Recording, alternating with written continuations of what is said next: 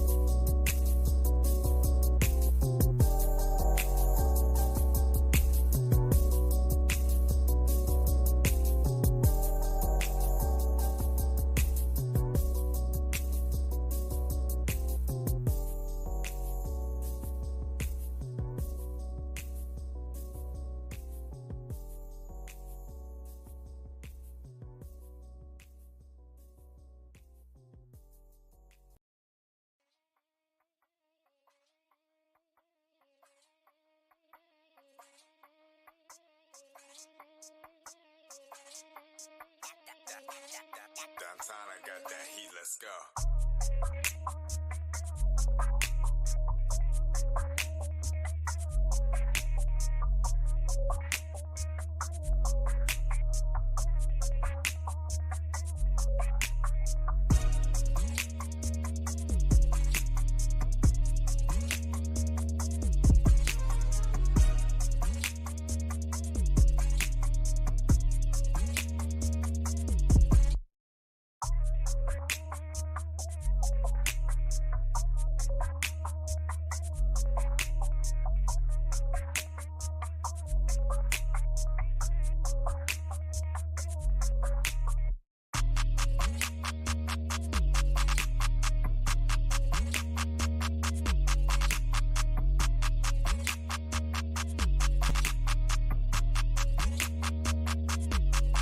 Yo,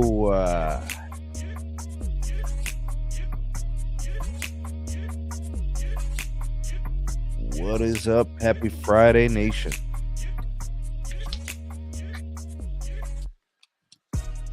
I got the homie Ostino. Hey, What up, man? nothing much. I got the homie B. What is? Good evening, everybody. Happy Friday. Hope everybody's doing well. It's been a nice long week, but I hope it was good. I hope it was productive.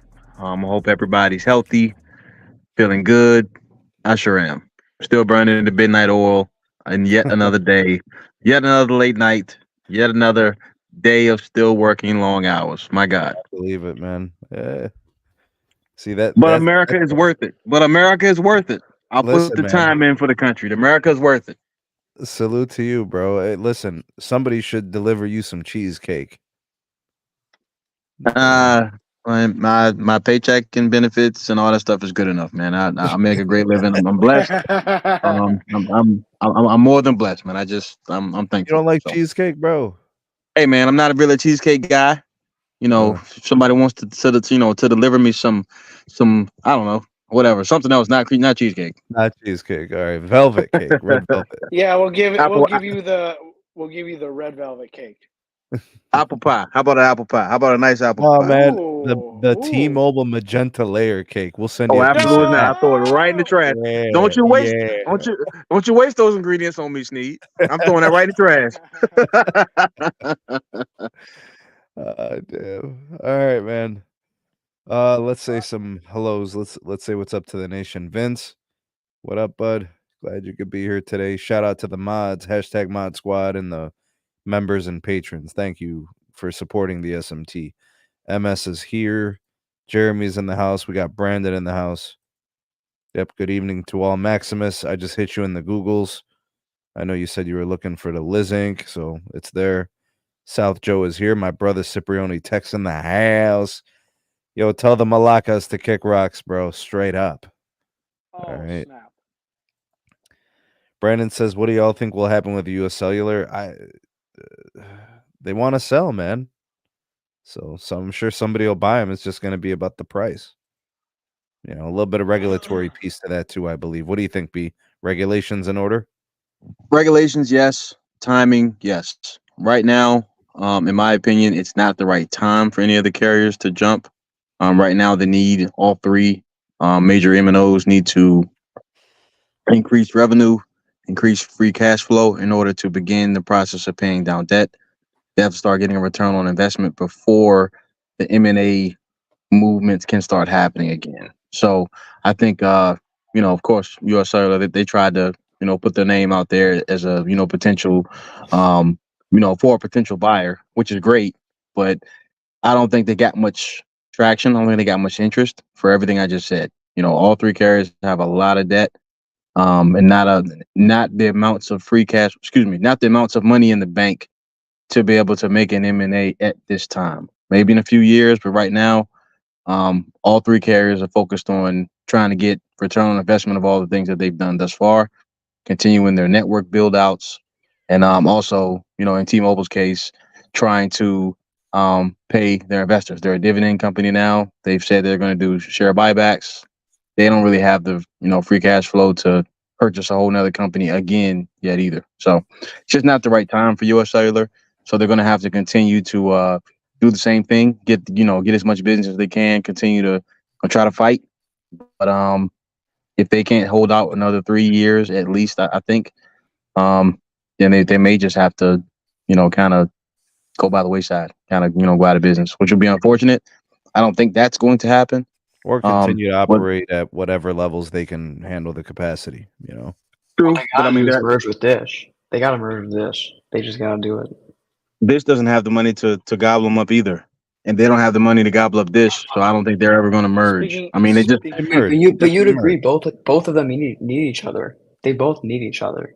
He did say merge, but he didn't say acquire. He did say merge. well. So how does a They need merger each other. work? Like mergers and acquisitions work. Someone has to absorb the other, and which company is in a financial position to absorb anything right now? Neither company really have the. I mean, I'm You ain't just being lying, funny. bro. I'm not It's trying to be funny or true. anything, but I'm just being No, honest. it's true. They just, they just don't have the money. It's a very this is a very capex sensitive industry that we talk about. You guys know that, and I mean, it's just Then have Dish it's increase a lot it. of money. Just Dish should increase it. How? Increase what? Yeah, but The here's CapEx. the thing. Here's the thing you're missing. With what The money? FCC. Where the FCC too. The FCC The would allow it FCC allowed. instantly. I mean, I don't think know. they It would. depends on the construct. It depends on a CBS couple is of trying to things, get though. rid of it. There's a buyer that is. I think they're interested. At the very least, they're definitely making some calculations, looking into what that would be like, what the new Dish would be like after the merger. Even if this never comes to plan, they're at least looking into what that would look like. Probably. There's actually two carriers that are looking at buying U.S. Cellular. 3. Well, Who there's are they? three. Oh, There's three. The third one I don't know. The or all of them. third one's got a problem, and it's called gaslighting.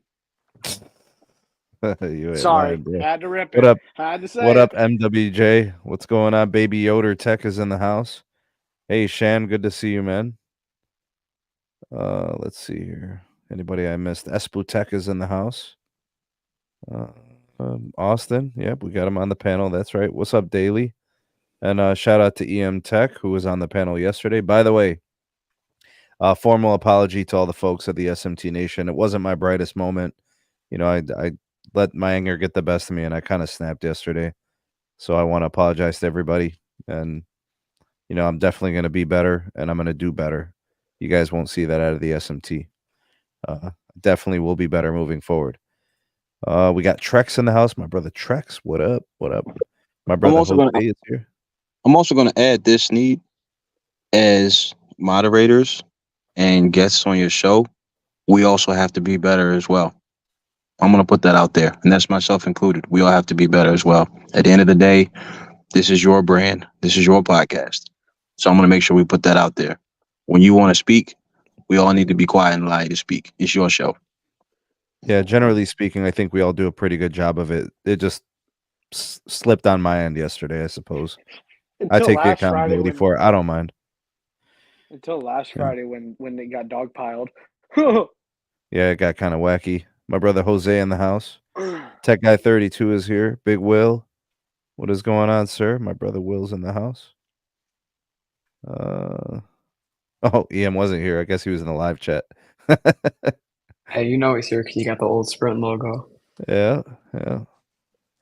Matt, Lavendi, Joe.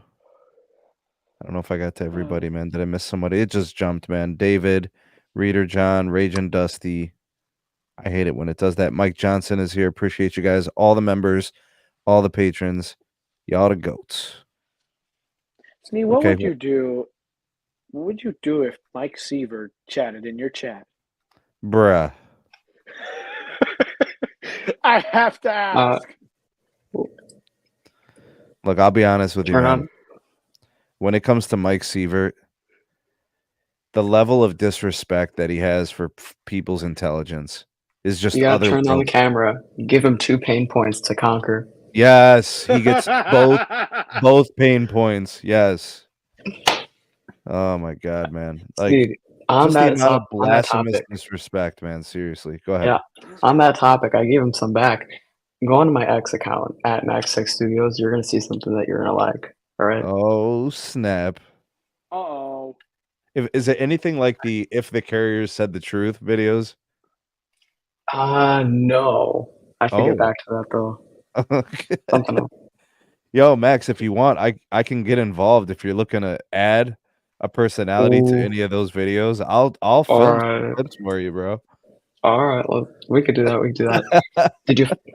Sneed, did you find it? What am I looking for? It's like a few posts down. You'll see it. Oh, okay. Hold on. Otherwise, I'll share it. 2 posts down. Where, in the live chat? No, on my X account. Oh, on your X account. Well, tell me to go to your X account, dog. Yeah. Did you tag me? Did you tag me? I didn't tag you in the post, but you'll see it a couple posts down. Maximus. Max. Where are you? Now I gotta search for you, man. Come on, bro. Tag a brother. Max6 Studios. It's just at Max6 Studios. Do I follow you on? I don't even see you here. Why aren't you on my stream? Well, follow me then. I thought I did. What the hell? All right, here, I'll share my screen. All right, I'll share my screen. All right.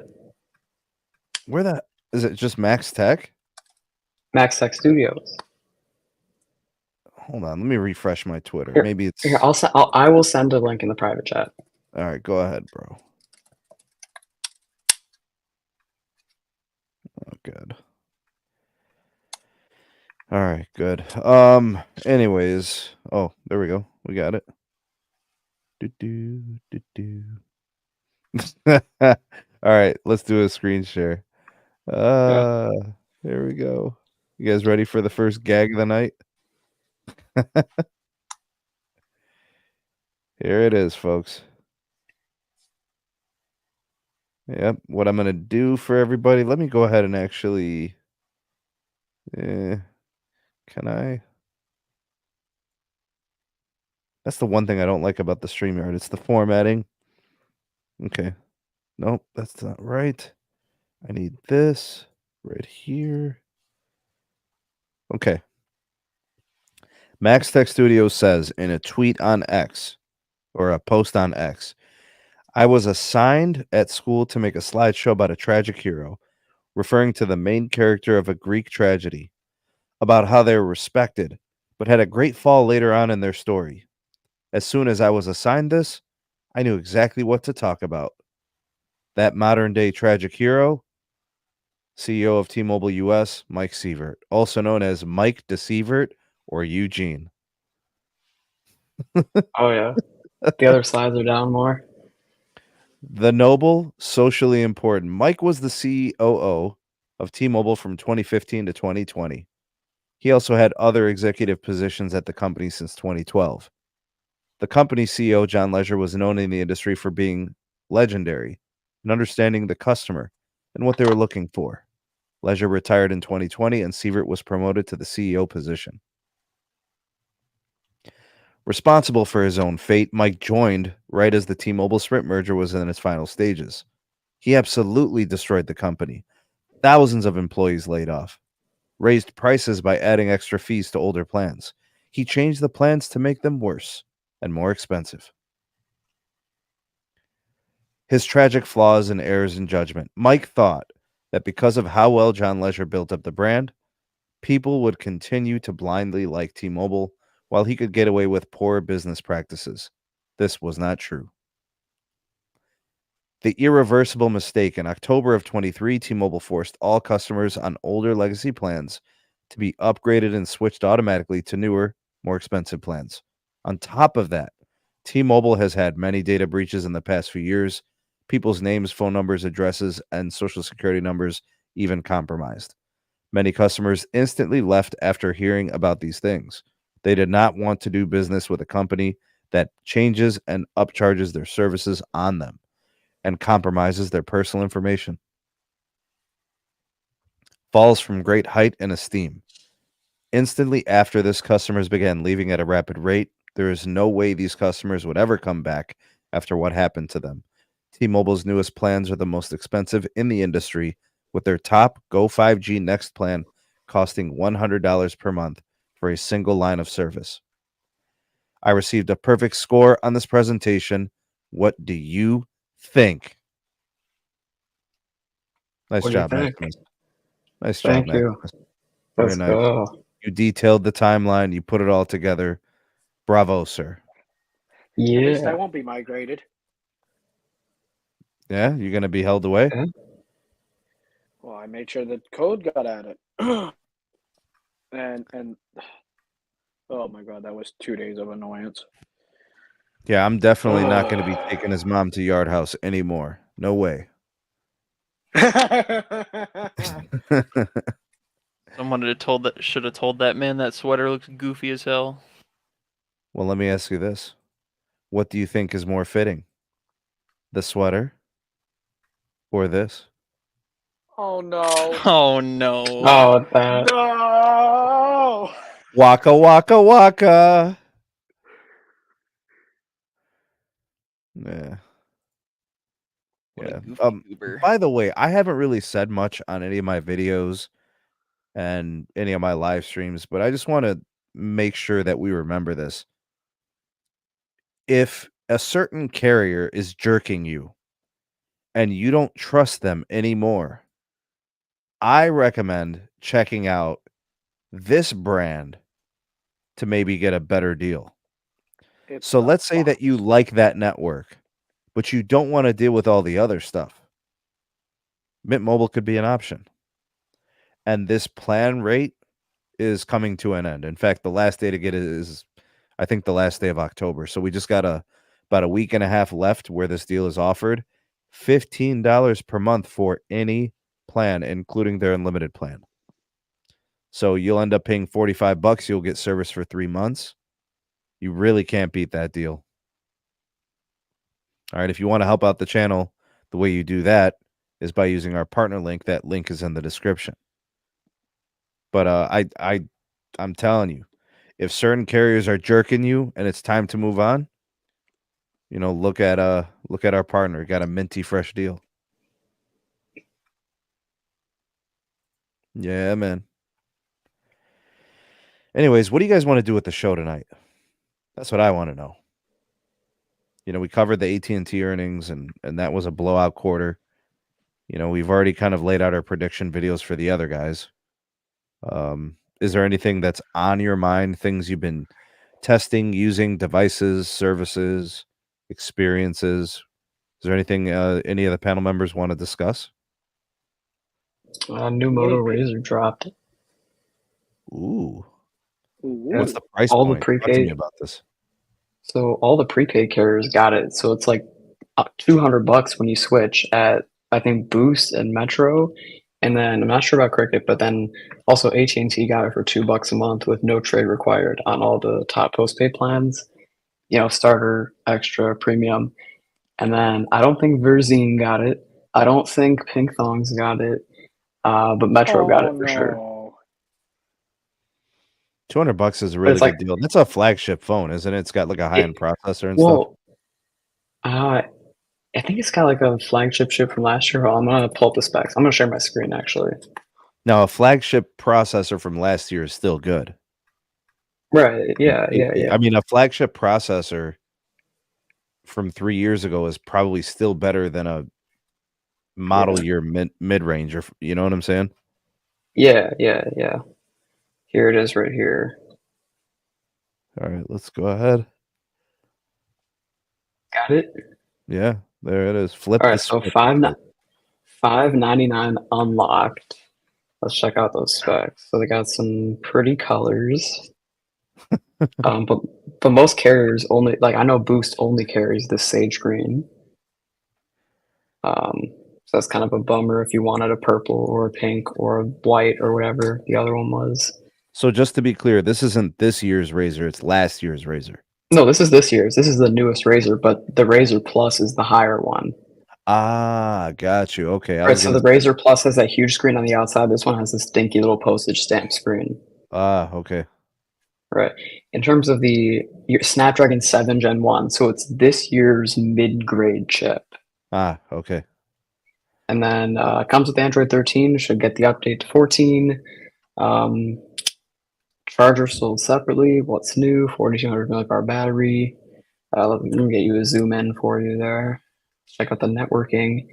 So Dish is saying this is going to support the native Dish network through Boost, but this does not have N70. So I don't know where they're pulling that out of. Maybe it supports most of the bands, plus possibly the voice over NR piece. Maybe. Yeah, Vonar, but you need N70 to get the full experience out of that. So this Boost website's just actual garbage. So here it is. There's your phone. $200 when you get the new line of service on the $60 plan online. So we continue to plans. The only option here is going to be that $60 plan. Yeah. So $199 a Boost, but in store with Port-in it should be cheaper, and then with Metro. Gotta turn off my VPN. Hold up. Slowing you down, huh? Yeah. There we go. Yada yada yada. Yada yada yada. Yeah, that's Ian Tech's favorite commercials, bro. God, dude. Now that's Keon's favorite, unironically. Oh, so $359 with the new number, $199 when you port in at a store, and after 3 months of service, you get a $100 virtual MasterCard. So it's $99 after that. Good deals. Yeah, pretty good. I haven't actually seen what Cricket charges for it though. And then I don't think track phone stuff's got so $1 initial payment with the lease to own stuff. Yo, Weasel, you gotta help me get mine unlocked because I want to use it on the Verizon, bro. Come Oh, on, I know dog. how to get it unlocked. If you get it from Boost, I can get it for. I can unlock it. Like, because there are a bunch of these eBay guys that'll I charge got you an like $5 to AT&T. I unlock. got an AT&T model. I need to get that thing unlocked. All right, so $199 when you bring a number or a new number. All right, and if you're upgrading, it's $299 at Cricket. This is like the cheapest new foldable I've seen, like all time. Pretty crazy. I think even Consumer Cellular actually got it as well. Just get you an iPhone, Max. Stop playing games, bro. Yeah, they got it here, $399. I don't know if that's with the new line, port and upgrade. What's the deal? Maybe just $399 for everything. They give you purple or green options, so it's different. Gotta go. I might get one of these through Boost and get it unlocked cheap through eBay because those eBay guys, if you got a locked moto on Boost, you can just get it unlocked super cheap. I don't know how they do it. Like, that's an option. $2, $5, $8, $8, 7.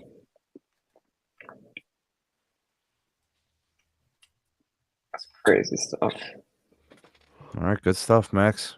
Let's Yeah. let's get into some stories, dog. Yeah. All right, some of the stuff's pretty wild, actually. Some of the stuff I didn't see coming. That's why I want to discuss it with you guys. I know a lot of people talk smack about fixed wireless, and cellular will never be like wireline and blah blah blah. So check this out, right? 5G speeds are catching up to fixed broadband experiences. T-Mobile's median 5G download speeds in Q3 of this year exceeded 221 megabits. See, this is what I was trying to tell, B, is that T-Mobile is absolutely the 5G GOAT. I mean, this just proves it. You got T-Mobile's 5G network better, faster than even Cox fixed wireline, right? Ouch. What's the source? Not much to compare to though. What's This the is ookla? Okay, this is nah. listen. This is according to newest data from Ookla. From ookla? Stop Yes, it. from Ookla. Don't ask who Ookla is. You know who they are, dog. Crowdsourced data. That's what we're using to determine who's the best network in America, or who's the fastest. A speed Yes. test. That's it. Yes. All right. I'm. That's ridiculous. But You're not feeling B, it. I'm sorry. Whatever. I'm sorry it's revealing your band 13 only sites. I'm sorry. Dude's brain is melting right now. Because it's wrong. And you guys know it is. Oh yeah. Wrong. Oh yeah. But you gotta Of entertain. course. You gotta entertain it though. Come on, dog. I'm not Listen. going to entertain it. You guys have fun. Let me know when we get to the next topic. B, Oh, listen. come B, on. listen. 5G Come speeds on, are on B. the rise. Ookla's data, whether it's crowdsourced or scientifically tested, indicates that the speeds are increasing. Can you at least get with that? The speeds with all three carriers are increasing, yes. But when you talk about the scientific data, T-Mobile doesn't win anywhere. Anywhere. They win in speeds, dog. Anywhere. They win in speeds? Hey, I'll tell you. They this definitely much. win in download speeds in my market. They get like Right. 800 down in my market. And I mean, they're shouldn't in they the conversation as the shouldn't they GOAT. be the fastest? Shouldn't they be the fastest right now? They're the ones who are the furthest along in their build. They got started before everyone else from a mid-band perspective. I agree. AT&T and Verizon aren't even finished. So why are we talking about crowdsourced data? That's pretty much picking and choosing when you want to be able to test, as opposed to a scientific test Listen, with the B. same exact phone across all 3 or 4 carriers being tested at the exact location at the exact same time. That's scientific. Who wins those? But B, this was not published by T-Mobile. This was published by Mike Dano Light Reading. What does that mean? Mr. Clickbait himself, yeah. What does that mean? I mean, come on, guys. Got a tough crowd on the panel tonight. This one's gonna be a long night, bro. I understand. Okay, I gotta say it. All respect to Mike Dano, he's a fantastic author, but man, does he really fight for those clicks on his articles, bro? They are like Really? Good at it. cherry picked. I'm sorry. Yeah, so we got a comment here from a subscriber here. Cellco Partnership DBA Verizon says Verizon is simply the best. 10 megabits greater than 700 megabit T-Mobile service. Do you guys agree? Obviously, duh. Obvi? Yeah. Oh yeah. Come on, man. Love me some 10 megabit. See, I'm with Metch on this one. Fastest is fastest. You got to call a spade a Better spade. matters. No. Better You matters, know as they would have said in You- you- 2016. You know what's not? You know what's really nice? It's some nice band 4. Oh, And 4. chef's kiss. Where they do that at? Up in Wisconsin. Oh, is that true? I don't think so. Coming from there, I don't think so. Old in certain areas. It's mainly. What parts have you been to? They have it.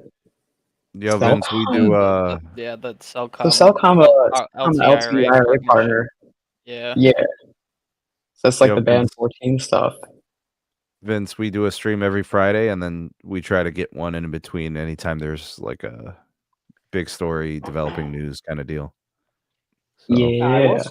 I will say, the one carrier that has the reliability, not the fastest speed, but has the reliability, and where I live, that keeps a very good upload speed. It is AT&T with that N5. let's level up here. Let's kind of stay with the same theme, but let's move to the fixed broadband. Cox and AT&T tops for fixed broadband. The speed champ for the Q3 is it's Cox. No, it's not. That's what they're saying, dog.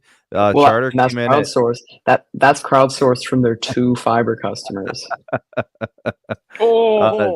Charter Spectrum came in at 245 meg. Xfinity came in at 236. AT&T came in at 234. Frontier 205.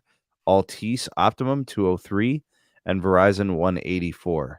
All right, we need more AT&T customers to crowdsource their data. If they went to my house, they got my AT&T fiber. My market's got 5 gig AT&T fiber. Ain't no way they're telling me Cox is fastest. AT&T's got the best uplink, 188 meg. Frontier at 169, Verizon at 91, Cox at 30, Altice Optimum 29, Comcast Xfinity 22, and Charter Spectrum at 14. That's trash. Sneed. How's a wireline operator gonna have top speeds of 14 megabits? Sneed. Yeah, man. Spectrum, I had Spectrum before my DOCSIS 4 rollout. They're right, so far man. behind. I had we had Spectrum cable at my house before we got AT&T fiber, and I saw the light. Downloads were inconsistent. Uploads were always like below 20, and we paid for like a 400 megabit per second package. It was It's rough. not.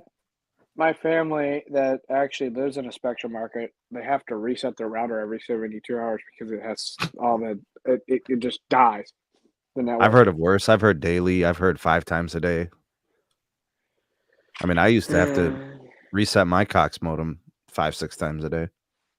Oh, they didn't have Cox. This was Spectrum. No, I'm just saying I'm familiar with the problem. I can relate. I mean, not anymore. Now I have fiber, and AT&T's modem is fantastic. It's reliable. It's not perfect, but it's reliable. So here's what I don't like about these ookla results. How are you going to sit here and tell me that Cox is the fastest provider when you know damn well that customers are not signing up for the fastest available? Like it Well, should actually, what I think is happening, EM, you brought up a good point. I think as a percentage, their customer base is taking to the higher plans, right? So that you would basically conclude that there's a lot of Spectrum and Xfinity customers who are taking the entry level plans. Well, I think the reason most Cox customers are going to the higher plans is because everything lower that's offered in their market is actually unusable because it's Cox. Yeah, that's we got to remember who we're working with. We got to remember who we're talking about. And then on top of that, probably the consumer has to at least do 3 speed tests a week to make sure their internet's working good. Yeah, Justin Tech brought it up. I think Justin's right here, and I think that's kind of what we were saying is, it's crowdsourced data from people who are getting 100 down and 10 up, and that's what's probably impacting the speeds. Florida, the fastest state with a median download speed of 240. Rhode Island, coming in at 229. Then Okay, I'm actually Connecticut, surprised. 229. Hawaii, 226. Nevada, 226. Go ahead, Austin. I'm surprised about Florida. Really? Yes, to be honest. I hear the fiber availability isn't that great in Florida. But I do hear that they've got a lot of cable and coax. Are you okay? So when you're talking about fiber availability, are we talking AT&T, or are we just talking about across the whole sweep? I guess the whole shebang. The whole shebang? Okay. Yes, there is that problem to homes. Now businesses, they have fiber, and especially where I'm at, we just now had our local Walmart finally get fiber in the last 2 years. Lavendi. Yo, Raleigh, North Carolina, the fastest city in the country. Google Fiber, the fastest provider. Oh, snap. Irvine, California, it's Google Fiber again. North Vegas, Cox. Oh, that's Corpus Christi, that's AT&T. Henderson, Nevada, Cox again. El Paso, Texas, top provider not noted, so no named. Durham, North Carolina, Gilbert, Arizona, Cox again. Wichita, Kansas, AT&T. Austin, Texas, Google Fiber. All right, when it comes to mobile speeds, again, T-Mobile at the top, followed by Verizon, then AT&T. Fastest uploads, T-Mobile reigns supreme, the only carrier with upload speeds above 10 megabits. Yep. T-Mobile's the GOAT when it comes to mobility, bro. Yeah, Verizon sits here and does 80 down by 20 up at the Popeye's Chicken, while T-Mobile's doing 1.2 gigs down in the store. Woo. Tell him, bro. Is this watching this? I gotta have him confirm if Cox is actually that good in this market. They're good nowhere. Are you watching this? They're good nowhere. They're good nowhere. Bro, crowdsourced data in different. Nobody takes these seriously. Brian, I'm sorry. That's with FA on the network. Nobody takes Ookla seriously. Sorry, nobody takes Ookla seriously. It's a good place. It's a good. Mac does. Who is that? 9 to 5 Mac. Who's that? Well, some guy. I mean, some guy that owns a website. Who's that? Who that? 9 to 5 Mac. Come on, guys. Come on. What are we talking about? If it's not a root metrics test, I don't care. This is Ookla we're talking about. We're talking about speed tests and picking and choosing and crowdsourced data. Crowdsourced data is fine if you're an engineer and you're trying to decide, where you can, room to improve, all that other kind of jazz. But there's nothing scientific about this guy over here doing a test and this guy over here doing a test and this guy having this phone, this guy having that phone, this guy doesn't have access to C-band at all. He's doing speed. I mean, no, it's not scientific at all. I don't put any stock into this. I mean, you guys can, but it's just my opinion. All right, hear me out, B. What happens when T-Mobile starts winning root? They won't. And you heard it here first. Sneed, we need to put Brian in the middle of Tennessee's Smoky Mountains and see what he has to say about Verizon. I'll see what I mean. Hey, man, you know what? You can pick out a spot anywhere in America and say this carrier A is bad here, carrier B. I understand Verizon's not perfect everywhere. I understand AT&T is not perfect. I understand T-Mobile's not perfect anywhere. But in more places than everybody else, Verizon's better. AT&T as well, better than T-Mobile. T-Mobile literally in scientific testing doesn't win anywhere, not one state and very few cities. So I don't really care what Ookla says. I'm just being honest. I don't care. I'm just that guy. I'll be that guy. I'll be by myself. I don't care. All right. So B is basically saying it's not changing anytime soon either, right? No. Well, I mean, they don't have fiber. They're pretty much finished their build out. So what are they going? What other tools do they have in the tool bag in order to be able to deploy to improve their network? There's nothing really else. There's no tricks. Whereas you have AT&T, which is still building, Verizon, which is still building. They're still going to be building out mmWave. I mean, I'm just trying to figure out how is T-Mobile going to improve? I There's gotta a ask reason you why this. they're raising prices. I gotta ask you this, B. When is Verizon gonna start winning umlaut? That's what I want to know. Oh, stop it. That's even worse than Ookla. All these Until speed tests, all these Verizon speed, starts winning umlaut, we can't do this, bro. all these speed tests, or all these testing things that end in ooh, they be trash. What about All right, Inter? man. You brought up T-Mobile fiber. Let's talk about it. What about T-Mobile Inter? may be backing a play for Frontier. With what money? Bro, you saved this one until I was here to go. Oh no, I'm out of here. Listen. Okay, so this is interesting and intriguing. Anytime there's a fiber player that's for the pickings, who becomes a potential suitor, for a purchase or a partnership and a stake in the company. Basically, what happened with Frontier is they've overbuilt fiber and they don't have the penetration rate. So they've put themselves in a tough financial situation. Does that mean they're looking for investors? Does it mean they're looking for a sale? I don't know what it is exactly, but word on Wall Street, from these Wells Fargo analysts, is that they believe it's T-Mobile in partnership with Jana Partners. I'm guessing they're just a holdings company, investing group. They might be in on this. So, EM, your take, sir. I don't think T-Mobile has the chops to handle wireline, especially inheriting a company with a decrepit, rotting network like Frontier. Like, they've made some strides with their fiber overbuilds, but they have so much copper, and I don't think T-Mobile wants to open that can of worms, man. Like, and Frontier doesn't own like essential fiber routes that would benefit their existing network either. You know what I mean? Like, they don't do long haul. They don't do. They might do like some enterprise stuff, but like in general, they don't have a network that's worth buying. I mean, especially if none of the other telcos or private equity firms are even touching it. I don't know why they'd want to touch Frontier. Hey, shout out to my brother Jose for the coffees. Thank you, man. Big salute to him. Appreciate you. I might just be looking at it from a little bit of a different perspective. Like, they're inheriting a lot of aging infrastructure that Frontier has yet to decommission in comparison to like someone like AT&T or Verizon with their copper networks. So, all right, let me get Ostino up in here. You had to call me by that. I was looking at Lavindi's. Oh, we got to make it exotic, like tropical. Yeah. You know what I'm saying? Well, it ain't no tropical. It ain't no tropical around here. It's a desert. But Frontier. What's Frontier? No, I'm kidding. There ain't no Frontier around me.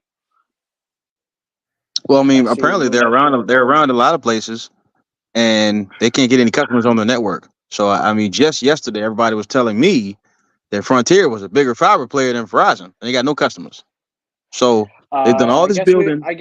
I guess we need to send. I guess we need to send the ookla speed test metric data and sniff through it, and the whatchamacallit, root metrics after them.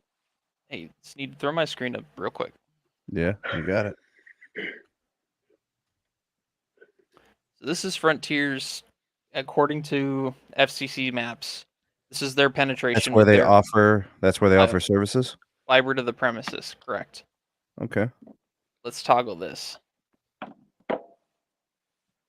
This is what you'd be inheriting if you bought that company. Okay, so that's where they're the ILEC? This is copper. This is their copper footprint. Copper. Oh. Talk about inheriting an absolute mess. Yeah, it's legacy. And that's all Verizon's old DSL. So everyone talks about, they've done all this fiber work, all this overbuilding. Like, to me, they did overbuilding in Connecticut, and that was it. Like, it's not a good investment either way, which is why private equity wants nothing to do with it and wants a partnership. Like, doesn't offer them anything worthwhile. I don't know. Seems like a bad investment, which is why Frontier's dying. But But they got so much of the BEAD dollars and really started picking up the pace in the fiber build, right? yeah, but have you ever looked at those BEAD dollars and how they're expected to match, or they're expected to provide contract like in my state they did a similar like round of funding, and Frontier had to fork over significantly more cash just to get a grant from the state than what the state was willing to give them. So like they might be getting BEAD dollars, but they're also forking over a lot of their own cash. They're down $1 billion in free cash flow right now.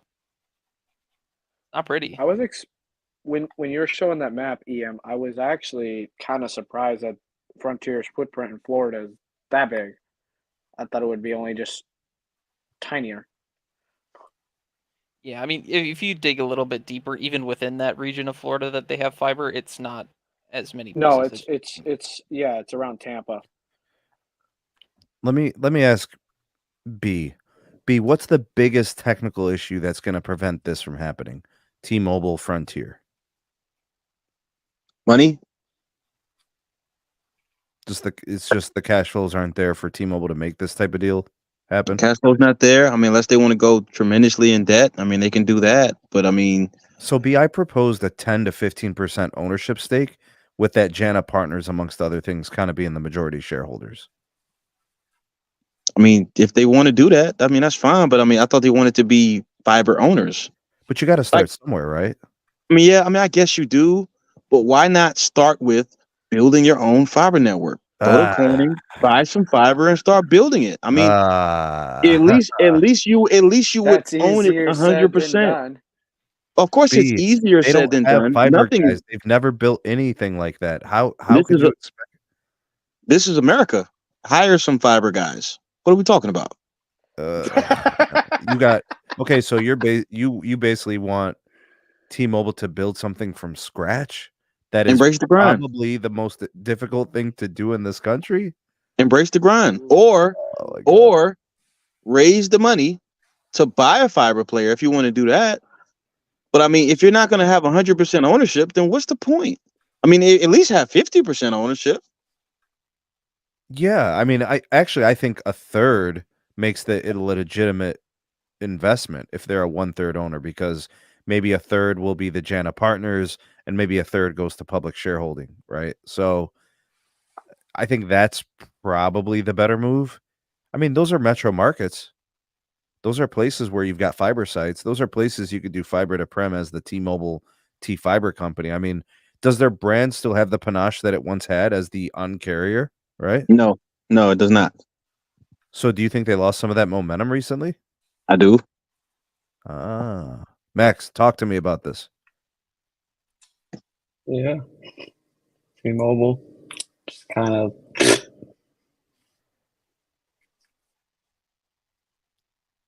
I mean, if they were to do the T-Fiber thing and kind of sell the service Just through their reselling branding. other companies' stuff. That is just reselling other companies' stuff. And I don't think they have much leverage to, offer bundled discounts with their phone service to the like 2 little regional fiber companies they're partnering with. Yeah, so they got the Pilot Fiber in Manhattan and then a couple different cities in Colorado. Jason D, thank you Yeah. for the super chat. He said, can confirm they have fiber everywhere here in Connecticut. A lot of my neighbors have it, but they compete against Spectrum, Comcast, and Cox. Wow. It's tough. I have an idea, Sneed. Okay. Why doesn't T-Mobile just buy out Cox? Oh, God. Oh. Well, they're not publicly traded, so we wouldn't It even was a know any of the joke. details. I know. But I thought, I mean, somebody mentioned that last year. Somebody mentioned it last year. I think they were talking about, becoming a wireline owner, and they're like, oh yeah, Cox, I'm like, man, they don't even have free cash flows.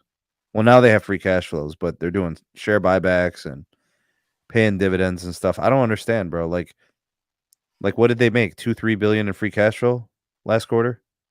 So, like, is that going to accelerate? Are they going to be at 4 or 5 billion the rest of the year? Like, how is this going to work? You know?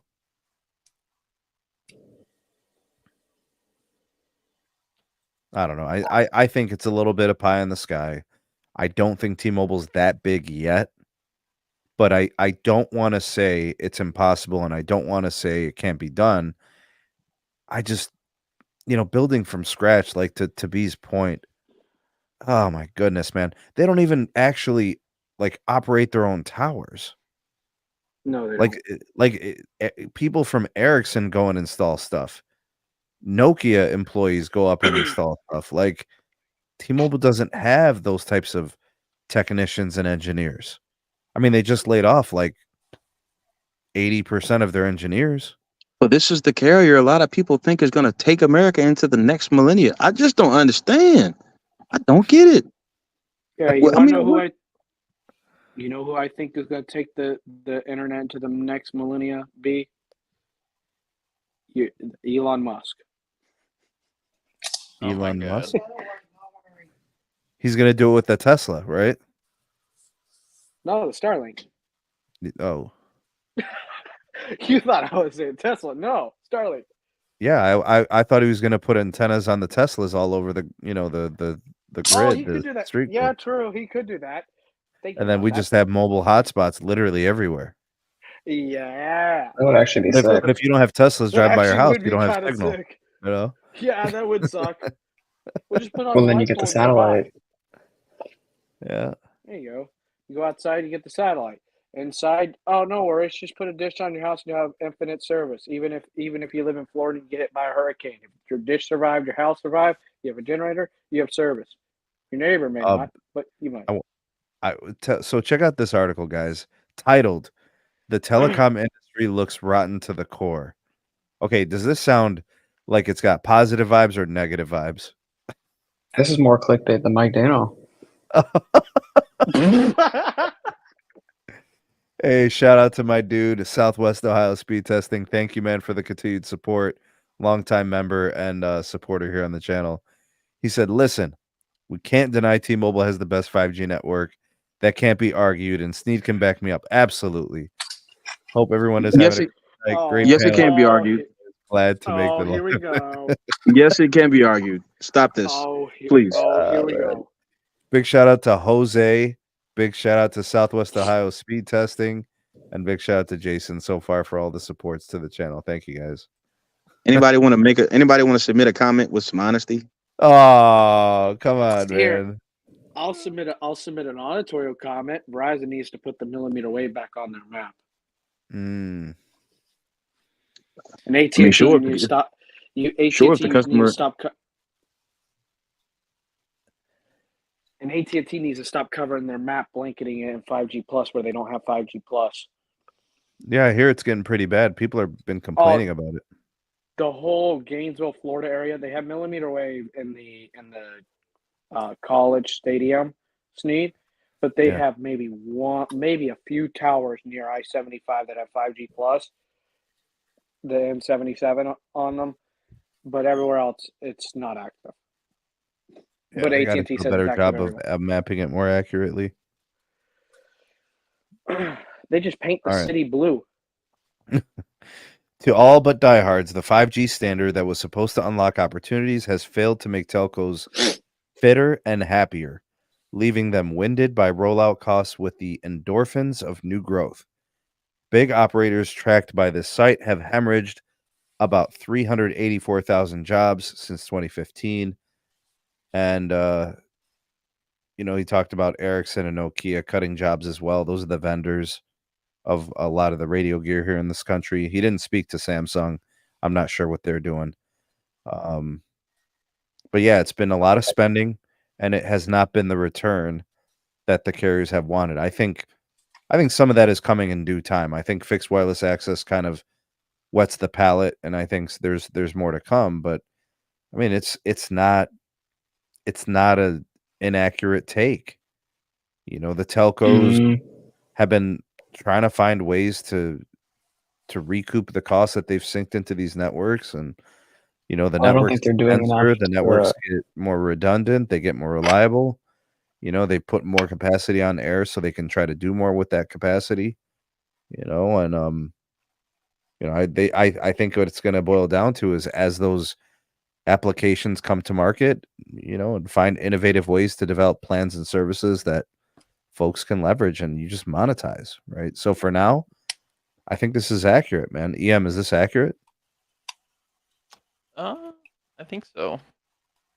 I mean, a lot of the hemorrhaging has been, you know, the result of like media spin-offs and stuff, not necessarily related to telco, but what we need is some serious effort put into just in general plans and services for wireless, fixed wireless access internet, you know, IoT device plans, and all kinds of other stuff. Make those more appealing, make them cheaper, because we've seen time and time again, raising prices is not working to make more money off the customers you do have. What works is having an attractive price to attract more people. That's going to help recoup your costs. That's not true. AT&T just Yeah, reported it is. higher free cash flows, higher revenues, and they raised prices. Verizon, same thing last quarter before that too. Right. AT&T's, I'm sorry, excuse me, T-Mobile Okay, probably going to report that was the same thing. adding on to older services. What I'm talking about is making new plans, new products that can appeal to more people because they can offer a really good service for a low price. We're seeing crazy growth from, you know, the prepaid segment for this because they're appealing to that wider group of people and they're offering people that network access. And they're also raising prices, which they did, all three carriers. Cricket's raising prices. Tell me when Cricket raised prices. You don't think prepaid is going to raise them eventually? I mean, postpaid definitely did at AT&T. Metro's got nada yada yada. So? So? I'm serious. Yada yada yada. I just don't. Yada yada yada. Man, these carriers trying to make money, man. They're not out here trying to what they save have to do is people a bunch of money at the expense of their own revenues. Do this. Simple as can be. One line of unlimited wireless service with like a free phone every year or every 2 years, plus a line of fixed wireless internet, unlimited for $100 for both of that. Easy. Yo, I just want to call a spade here to respond to Ryan's comment here. There's only one carrier that doesn't have to deal with the whole SA-NSA conundrum.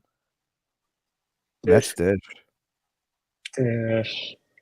Yep, they're the only green. Dish isn't applying themselves enough. When I've said this so many times, Dish is not applying themselves enough. They are not trying to get more people on the network because they're selling themselves through Boost Mobile and Boost Infinite. They're not selling themselves as Dish. All right, what do people think about Boost Mobile? What is the average Verizon customer going to think when, you know, they see a Boost Mobile commercial or when someone says, "Hey, I've been using Boost Mobile. It's pretty good. You should switch." They're going to be like, "Ew, that's for poor people." That's what people think about Boost Mobile. Is that what they say, Max? Yeah. That is, to my understanding, that's what most people will think about it. And Dish is not applying themselves because if they were, they would have made a flagship prominent brand to sell their services under that is related back to Dish and, you know, make something out of that. Make a $25 unlimited plan under a brand that people know or maybe trust more, right? Maybe don't have all these mess ups in your systems where data is leaking and employees are using other people's IDs to open up accounts. Maybe fix that stuff up. Maybe make all of your stores remodeled so they don't look like crack houses. I'm sorry. Some Boost Mobile stores just do not look the prettiest. That's just going to reinforce people's opinions about the brand being kind of. It's prepaid. They charge like $35 a month. You want them to have a store that looks like Nordstrom? All right, hold on. Just come on, man. I mean, I'm not even trying to be funny. It's prepaid, man. It's prepaid. I mean, they're selling their target customer is the value segment, the customer who can't necessarily afford the nice, flashy stores, who can't afford necessarily to shop at the Apple store. It's Boost Mobile. That's an outdated prepaid. That's an outdated perception. No, it's not. No, They It are it's is. selling. not. They are selling to a certain segment that cannot necessarily, afford postpaid, where you That get the could not nicer be further stores. from the truth. That All is right, a Max. outdated perception of the industry. Max. No, it's not. Do you actually? Okay, both of y'all. Do y'all both work? Do any of y'all work in retail? No. The average person I have talked to, and I work with the public on a lot of things in my community because I represent some of the counties in Florida. A lot of the people I talk to are on the Mint Mobiles and the MVNOs. They're on the Yeah. Comcast's Xfinity Mobile basic bare bone plan. They don't care about the plan. The majority of people that got ticked were the ones that were on a T-Mobile plan that actually was like the Go 5G and the Magenta MAX, but cheaper. They had cheap discounts for 2018. That's why T-Mobile had to backtrack because majority of their audience, I'm sorry, they're cheap. Listen. I don't know. What I'm saying is people that they're I not know that are on representing themselves Verizon, well. that The they So point don't I'm the care trying how to isn't that many make what is I, people. that isn't that They what I don't just care said? until they start losing customers. Okay, so They what do you don't guys think care about until they just start drop the whole losing. boost connotation and just go infinite? so Go, right. private. Well, listen. This is the point I was trying to make. Dish is not applying themselves because if they were, they would make this store remodel to look a little nicer than this. They would make this store move out of this tiny little unit in this gas station. All right, this is a real store. Probably I see Boost 20 stores that minutes are from not me. like that. Right, I get that. Some Boost stores are super nice. Why not force them all to look like that? It's just a flip of a switch. It's one email out to all the Bro, you dealers. can't even see that storefront from the street. I know. It's like There are it's nice Boost stores. it's Trust literally me. recessed in the back. I You can't even know. see it. Like that's But gonna trust need me, signs you and can lighting and you all can types get a of place that looks nice. This is what some of The- them look like. But they should force them all to look like this. They should force At them all to scale, remodel. The they're future, they're the true future of what's coming, and it's going. I hate to say it, but it's kind of what Verizon wants, and B knows this. The future of carriers is all going to be online, whether we all like it or not. Brick and mortar will die. It's coming. It's going to come by the 2030s. It's coming. I Yeah, get but that, that's but like still. that's gonna be with a generational shift. Like for the folks who Well, are in yeah, their that's for the going to be a folks who are currently generational in their shift. 40s and 50s, like those will be the folks that could be completely digital, like the first group. But the people in their Right. 60s right now are still store people. 60s, 70s, 80s. But see, a place like this looks nice. They have standardized this design. This design started in 2017. I'm actually go to the website for you. Principal Global is the Hey, company. Max, do me a They're favor. like a Read the super chat and thank Green for this one. oh, thanks Green for the $5. Yeah, that's rough. That's rough. Yeah, he said my aunt is leaving T-Mobile after 10 years because of the forced migration attempt and the BS that Yeah. Mike Sievert spewed. But your aunt wasn't This is even a design able to company. opt out. Principal Global. They made this design. This is called the 4.0 design. This was introduced in 2017 under Sprint. Who at Sprint thought that they would just not force all stores to look like this? And now who at Dish thought they could just get away with not making the stores look like this? Because guess what? All the stores that look like this, there's like that gas station when I showed you. They kind of look like crap. They kind of look like not inviting to customers. This does look inviting to customers. Why don't they force them all to look this way? To be fair, you're asking too much from a company that when you have their satellite TV, that sometimes it likes to go out during a rainstorm. That's not where I'm not talking about satellite TV. dealers. Dealers don't have the same That too. cash on hand to just remodel an entire store. That exactly. Well, they're It's not money, man. corporate owned. read They're this, not read corporate this, owned. They don't. read These this. dealers don't have money. Reduced standard store cost by more than 20% throughout the program. It doesn't matter. There's still an initial startup You know what I cost heard? to spend all that money remodeling. You know what I heard, Ian? Expensive. You know what I heard? I heard Total is going in heavy, and they are paying for complete renovations and furnishings, flooring, walls, signage. They're doing it all. Total by Verizon is coming, folks. Check that out. Yep. Who are they owned by? The big red cinnamon stick.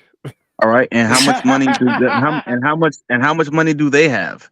They Are they not do. industry leading in cash? They do. And we're asking them, specifically Boost Mobile to do something like this with what money? They don't have the cash.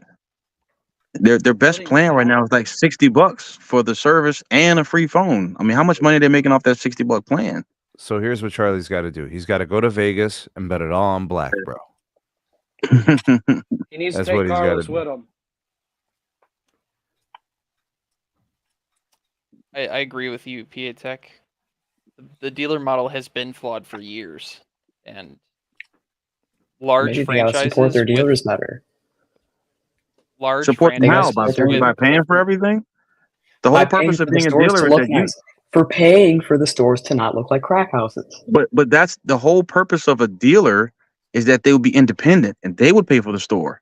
And the actual Right. it's like a franchise. You're paying I for agree. the brand and you're paying for They the can't have actual product. distributors' commissions, though. Right, if you're a Verizon dealer, they're going to make you look the store a certain way. They're going to make you buy specific pieces of furniture. They're going to make you design the fixtures a certain way. They're going to make you put things out on display the right way. They're going to make you line up all the cases on the wall so people can see them. If you've been to a That's very Verizon true. store, you'll have seen all those things. Very That's consistent. very true. That's very true. But Why can't Dish just say, yeah, you do that. You make them look nice like that. because you have with Verizon, for example, I'm sure they have only a certain type of franchise owner have access to being a franchise owner. Like, for example, you come to the table with $1 million and you come to the table with near perfect credit scores. That's the type of franchise owner that would be allowed to do business with Verizon. It's the same thing with the Chick-fil-A. But You ain't getting a Chick-fil-A also, if you don't have at least $1 million. I mean, it is what it is. perfect. You have to have that. Whereas in comparison with Boost Mobile, they don't have nearly the same requirement to own a Boost Mobile store. That's the difference. Nor do they have the same interest in owning the stores that someone like Total or even AT&T would have. They don't have people with $1 million or $10 million coming to the table and saying, "Hey, we want to be a Boost franchise partner." That's their bigger problem. They're not appealing to those types of investors. What I'm getting from this is that prepaid misconception that it's only attracting the lowest common denominator. I don't think that's the case, especially now when more people are realizing that they could get away with spending less on their wireless bill. They could get away with using Boost Mobile instead of Verizon. More people are seeing that light. But that's the reason why companies like Verizon, for example, are so heavily investing in prepaid. You're right in that standpoint. Yep. But what I'm saying is, unless you have the money to do what it is that you're asking for, which is have these nice stores, you can't ask Boost Mobile to do the same thing Verizon can. Hold on. News bulletin. News just breaking. Telstra is better. Telstra? What? Is that a carrier in Australia? Yeah. You know what? Mobile X is better. I'm better. How about that? I'm better. My phone service is better than everybody. B. Go get B. David gets it. We have B wireless now? Yeah, we got B wireless. Because since we want to say stupid stuff, let's just do that. B better than everybody. Since we saying stupid stuff tonight. Yo, hold on, bro. Hold on. All right, he takes it back, or he or she takes it back. I don't know. They said no. So all right. Well, I don't know what that means, but it is what it is. Just playing around. My God. What up, Trex? Good to see you, man. Thanks for coming and hanging out. 100,000 to get into a Total by Verizon store. Well, depending on the commission structure, depending on the location, depending on the traffic, depending on the quality of agents you have to sell services and phones, I think that could be a really good investment. So I want to go back to a really good endeavor, especially if you have. I want to go something back to. B said that you can't force a little prepaid company with little prepaid dealers to make their stores look nice. AT&T did it with Cricket.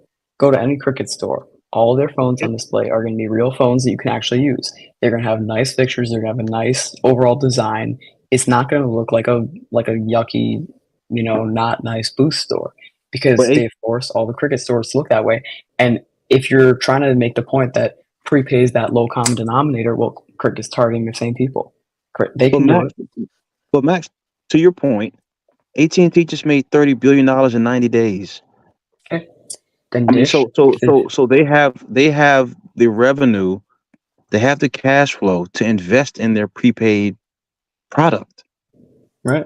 What But did Dish should come up with what did that. Dish has the how people who still have Dish satellite TV today are the people who have no other option, because otherwise they wouldn't have Dish satellite TV. So clearly they've got the loyal customers, and if they need more money, they could figure it out. They could take out a loan. They could be a big boy about it. They could not. They don't have to just sit there and whine because some of their dealers are making them look bad.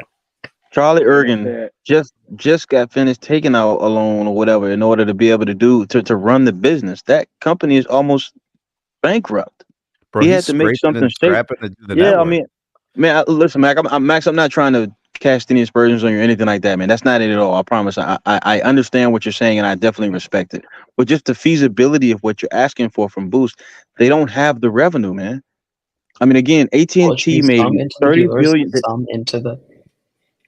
It should be some But, going into the dealers. Some dealers are paying, and then some of the money is coming from Dish. I get that they can't afford to make every store look nice. Number one, probably over half their stores look nice. I'm talking about the ones that don't. I'm talking about the ones that are taking forever to adapt to a design that came out in 2017. They're making their brand look bad. If they want more customers, if they're trying to get more money, maybe they should make their brand look good on the surface. Because if the average Verizon customer goes to one of those, not remodeled Boost stores, what are they going to think? What are they going to think? Shout out to Green. Another super chat, man. Appreciate you. What are your guys' thoughts on AT&T's millimeter wave deployment? Do they do better at stadiums than T-Mobile? yes, Yes. They do better at everything than T-Mobile. Their millimeter wave deployment in Chicago is actually pretty impressive. I'm not gonna lie. AT&T is a good company, man, and they know what they're doing. They have good engineers. They have good engineers, and their balance sheet shows it. Their third quarter results show it. People are taking to their service. They are a formidable carrier. They are, and they are proving that they're proving that when they're focused on their core business, they are extremely formidable. They are. It's a good company, man. Yo, shout out to my boy Dan Tana in the building. The beats that you guys hear at the start of every show, courtesy of Tana So Lit. You guys know him. All the tracks, the stuff that we do on our content and our videos, the live streams. It's Tana. He's the one. What do you say Tana, about Chicago? I was just saying that AT&T has a pretty solid millimeter wave build there. It's a major market, man. Is it? If last I checked, it was what, top 5? Top 5.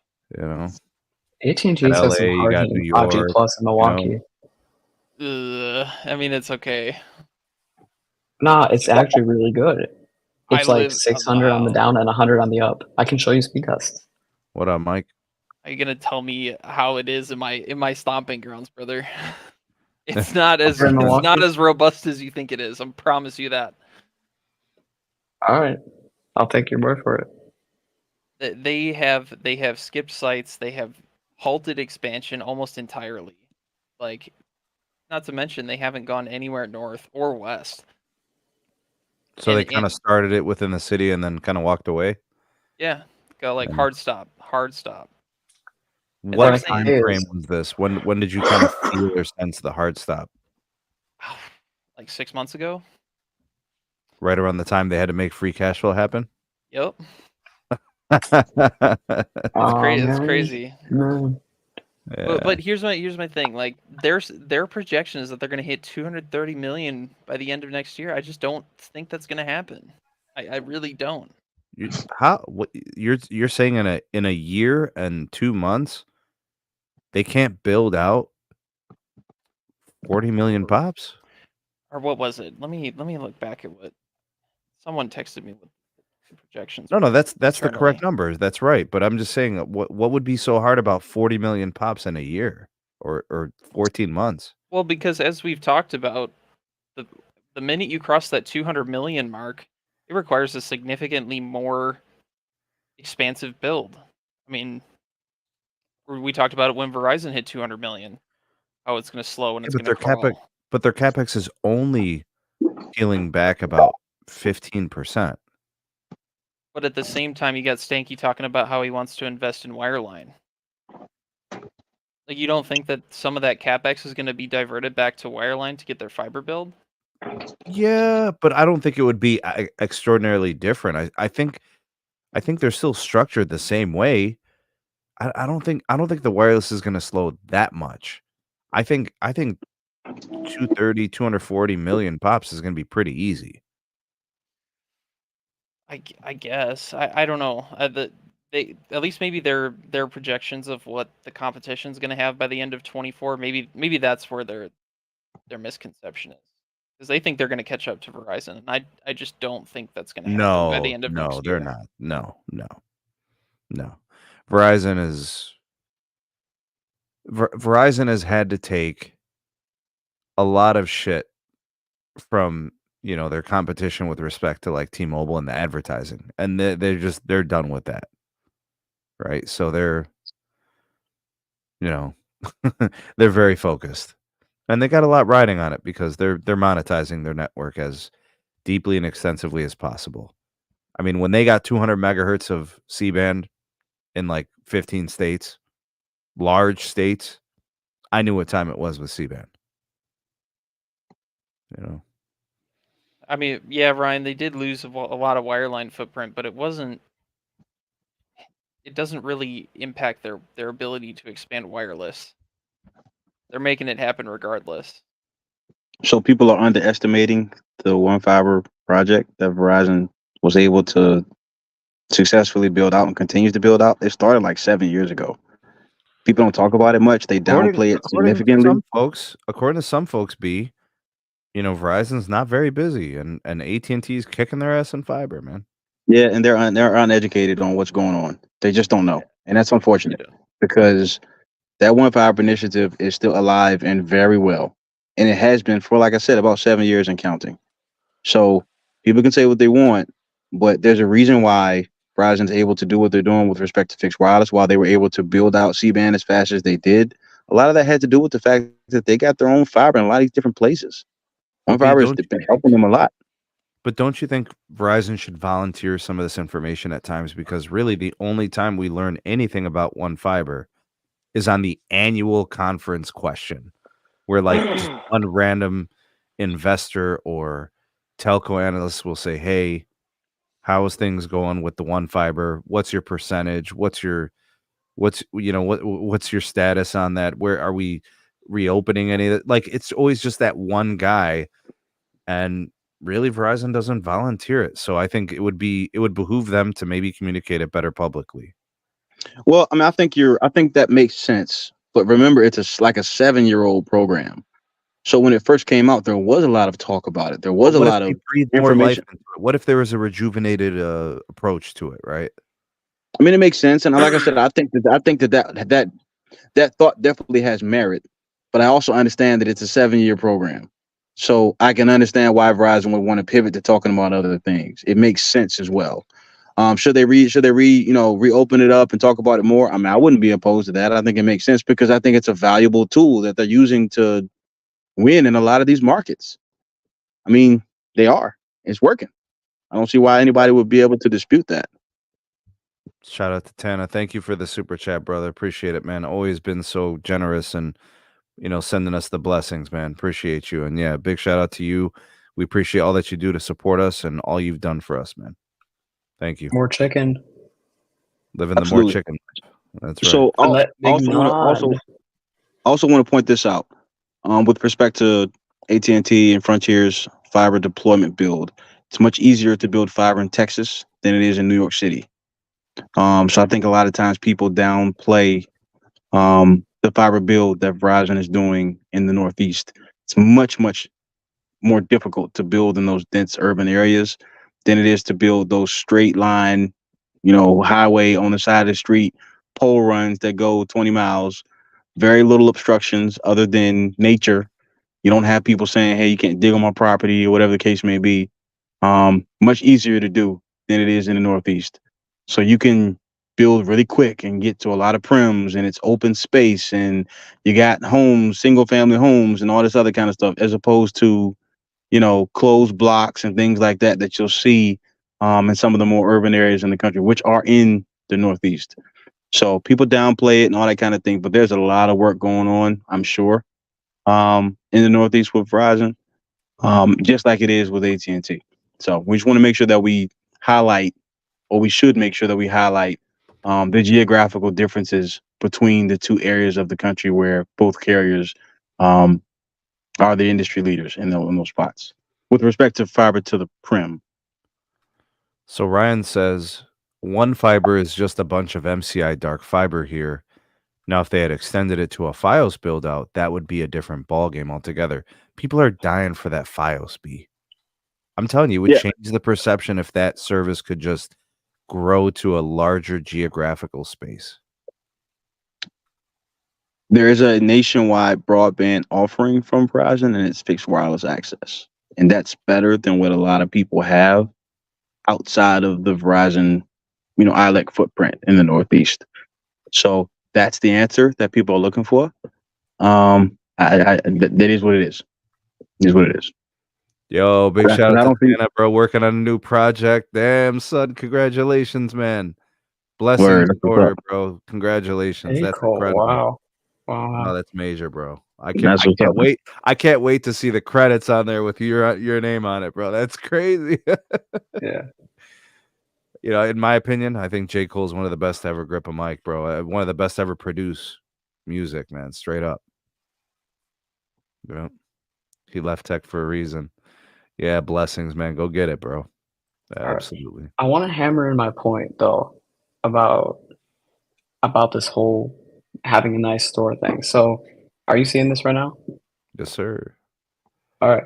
So this is actually the store Los lives nearest to.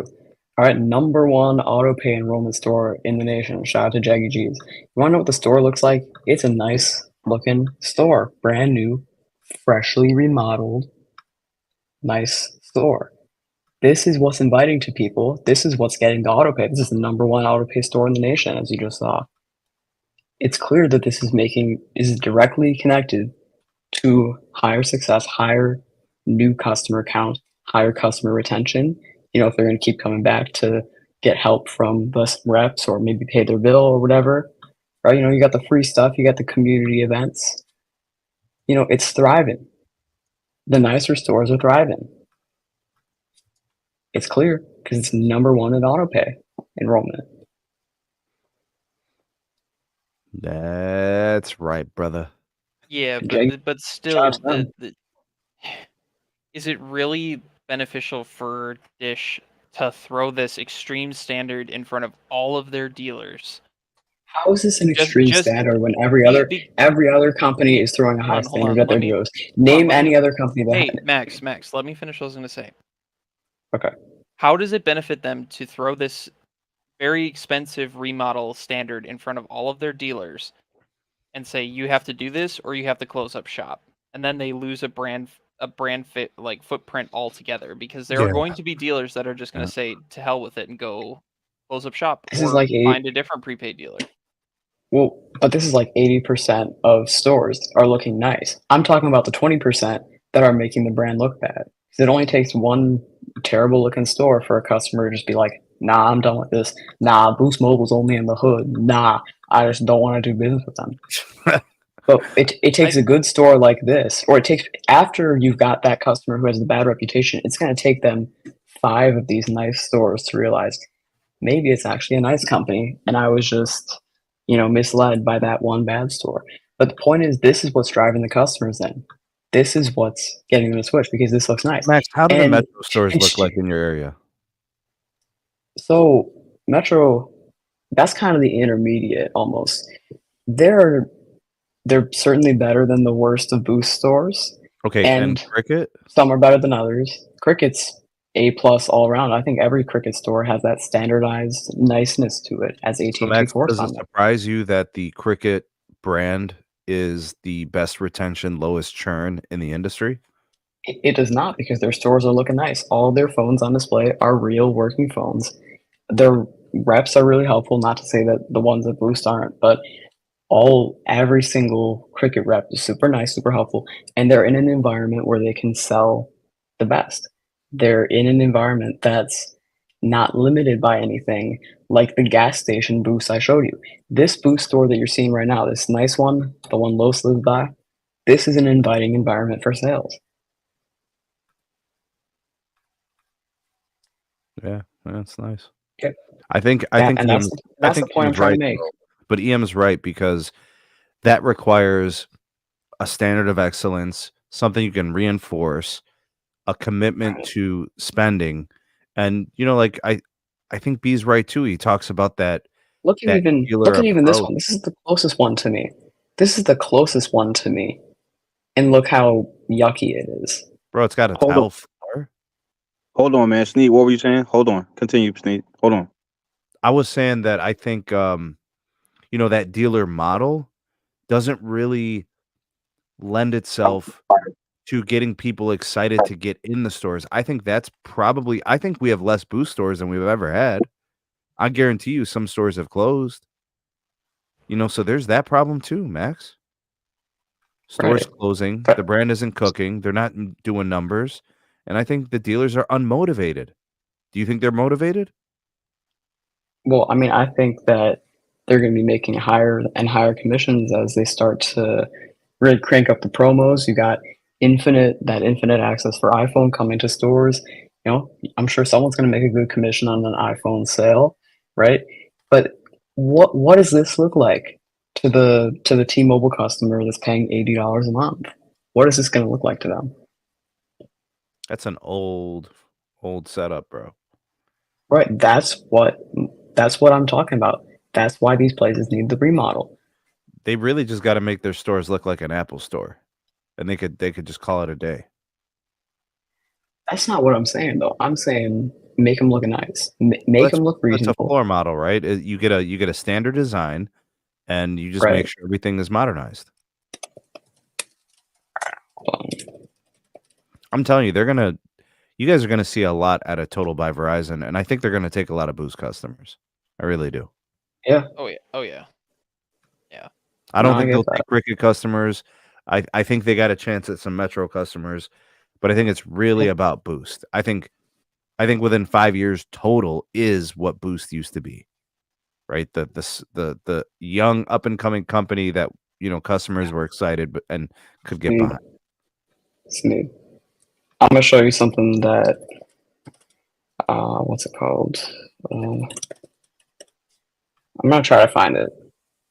Oh, here we go. Can you hear the audio? Well, you're gonna get me demonetized, dog. You showed this on a stream one time, which is how I found out about it. I got demonetized, bro. Oh, you did? Yeah. All right. I need everyone to look this up and listen to it. This was back when they were under Nextel. This is Where back you when they were at? cool. The whole city behind us. Yeah, where you at? The whole city behind us. But that was Chirp when I chirped Shorty chirp back. South side, outside, west side, east side, Lakeshore Max Drive. was like a year and a half old. Man, how did I not know that Kanye did a Boost Mobile collab? What? Oh, he did. And That's they've done a couple of these types of ads also, I think. And they're even trying to bring back this like cool factor. Look at their newest stuff. They're trying on the marketing side, but they're not trying on the retail side. I'm gonna go there. I'm trying to find their channel. There's you. So Max, you like the brand, you like the network. You just want to see them get things right in the retail space. Right. I hope this isn't copyrighted on. It doesn't have like too much of the actual song in it. They should just bring back Virgin Mobile. Right. Basically, they're hiring like famous people to talk about like whatever, and then there's the actual ad part of it. Free phones. Like they're trying to hammer in that they're a cool brand, but a lot of their retail isn't reflecting that, and so Again, think about the person who they're trying to target with this. Think about the Cricket or the Verizon or the Metro customer who's going to watch this commercial. They're going to be like, I want to get after it. So I'm going to go to my nearest Boost store. They go in there. It's some like 40-year-old guy typing away at his computer behind a glass case full of random things.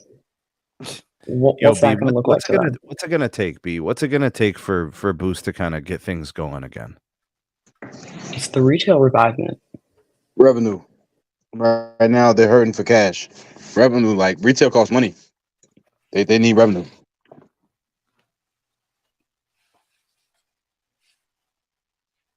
I think they would be smart to partner with national retail at a deeper level. That's true as well, I think. And there's been some talk about maybe they're going to start doing activations in Target for Boost Mobile, but there's not been really any movement since that rumor. But yeah, how about make the plans in national retailers the same as the ones in the stores? If you go to Boost Mobile's website, and then you go to Walmart, and then you go to a Boost Mobile store, every plan and the pricing of every phone is going to be different between those three. And you can confirm this if you want. The plans are different, the phones are different, the prices are different between boostmobile.com, national retailers like Walmart, and Boost Mobile stores. Maybe figure that out. Maybe figure out which one you want to go with before just making different ones across all three. Well, I mean, AT&T Prepaid has proven that having special pricing through a national retailer is a great way to drive traffic. Well, it's not even special pricing. The pricing at Boost Mobile's pricing at Walmart is worse than the stores or online. Well, that's beside the point. They need to figure that out. But my original point was that if they were to, like, let's say, go in with Best Buy, because T-Mobile, burned that bridge again, like they did back in 2013 or 14.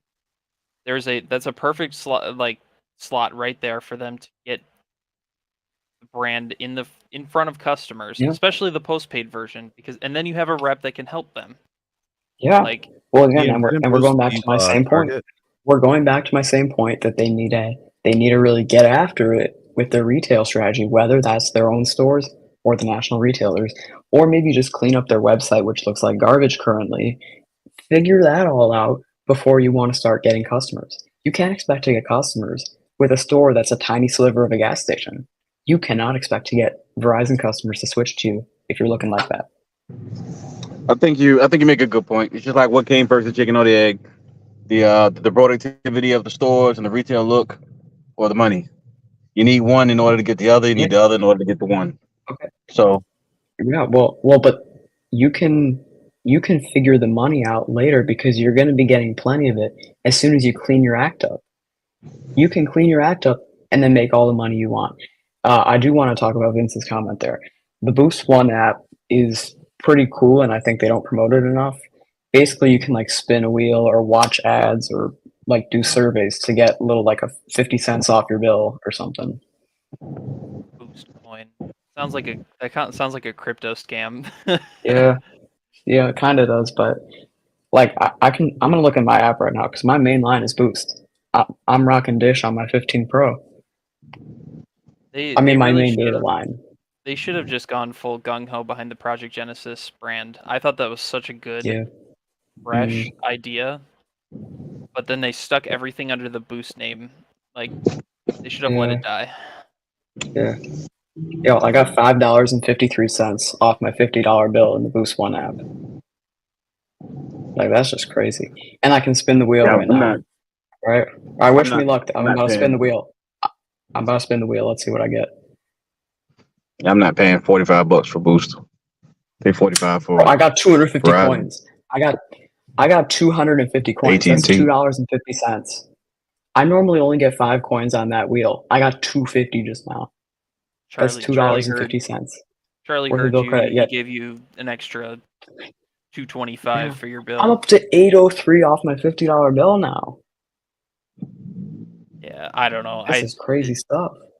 In this day and age, I don't think you're gonna ever convince a postpaid customer, especially a family account, to go to Boost. That's just not gonna happen. Okay, and that's why they need to get their act together. Because if they do, if they do the way I've been talking about, I think they will make that happen.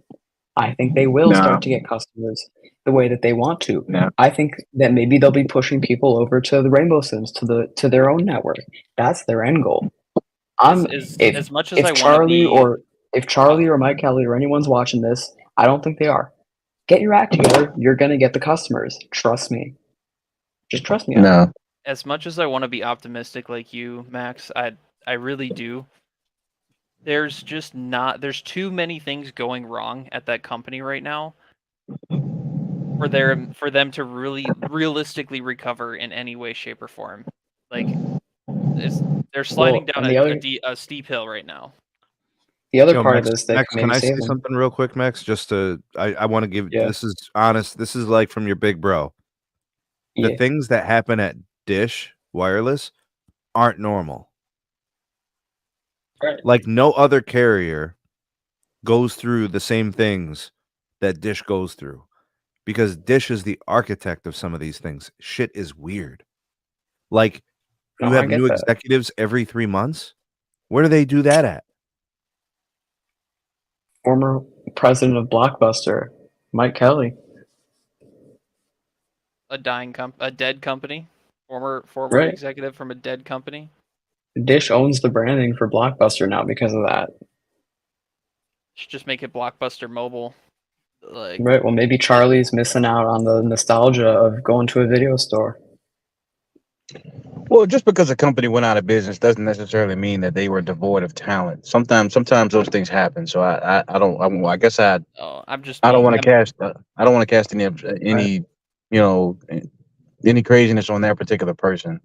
But I will say that Boost has been very poorly run since its inception, and I don't see that changing just because they have better stores. And again, retail costs a lot of money to build and maintain, so it's very expensive. And I mean, they've already had to borrow money just to stay afloat. I just don't see I don't see a pathway forward for them. I think this new plan that they have is like $60. I think that would be Yeah. it should be solid enough to get some foot traffic in the door, which I think is what they want. Um, I just I don't know, guys. I don't know how much profit they're going to make off those plans. And let me So you're follow up low. with So this. Let me follow that up with this, B. None of this is negativity towards Dish. Dish has been the architect of these things. Nobody has supported Dish in their endeavors more than me. You can go back to videos I made in 2019 when I've been when I knew supporting they were Dish going to all be along part as of well. when I knew they were going to be part of the merger. So it's not me trying to be down on Dish. They created all this. They made the decisions to alienate certain customers. They made the decisions to renege on, store credits and, their systems failing and and leadership being in a revolving door. Nobody did that except Dish. Well, I'm giving them the chance too. I'm using them for my main data line. Like I've got AT&T Premium as well. I literally only use that for calls now because my Dish line is just what I use for everything else because the network is so good. They have so much going for them. They have a bunch of dealers that got their back. They have a solid network. They have an existing customer base. And they have the opportunity to gain a greater customer base. They need to put that effort in if they want that growth to happen. And it's not as hard as it seems to put the effort in because they don't have to go all in all at once. Maybe just fix some of the issues they have. Maybe make a website that Max, doesn't suck. Max, Maybe the problem is the head honcho. I The get problem. that. I get He that. needs to just get Maybe out of he the should have way and better let the judgment. people he hires run the company. Yeah. Maybe I'm not going to say Mike Kelly because he kind of sunk Blockbuster. Steven Stockles, right? Jeremy McCarty had a Boost Infinite. Let the people who you're hiring to do their job. So hold on, I want to touch on PA's text comment about the network not being the issue. The network is the issue as well.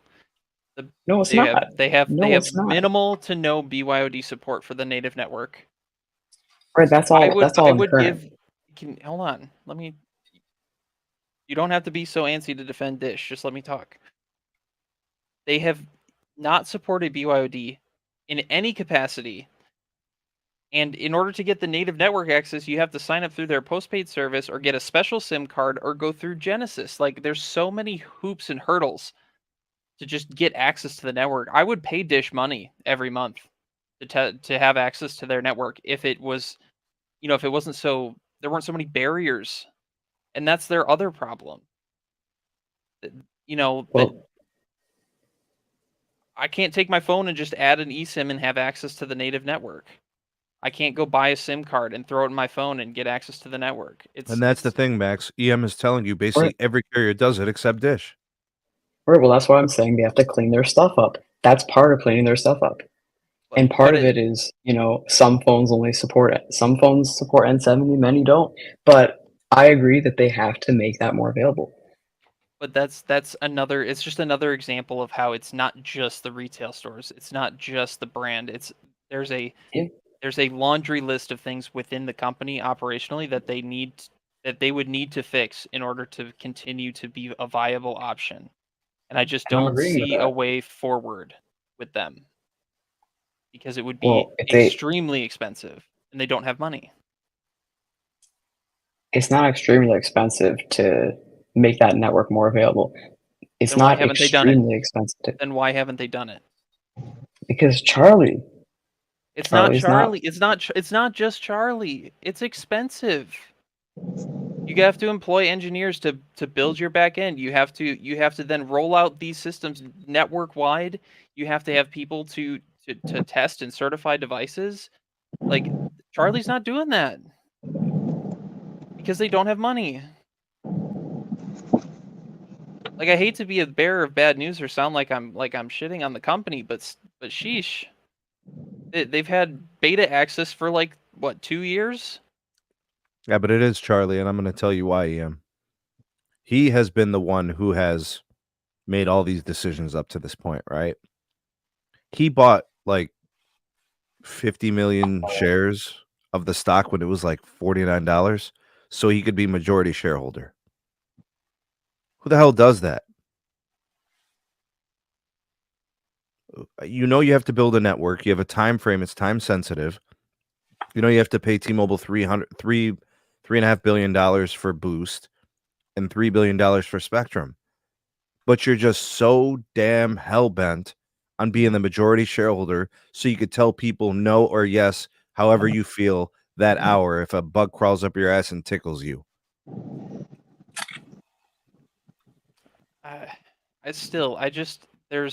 There's too many things going wrong right now that I wish weren't going wrong.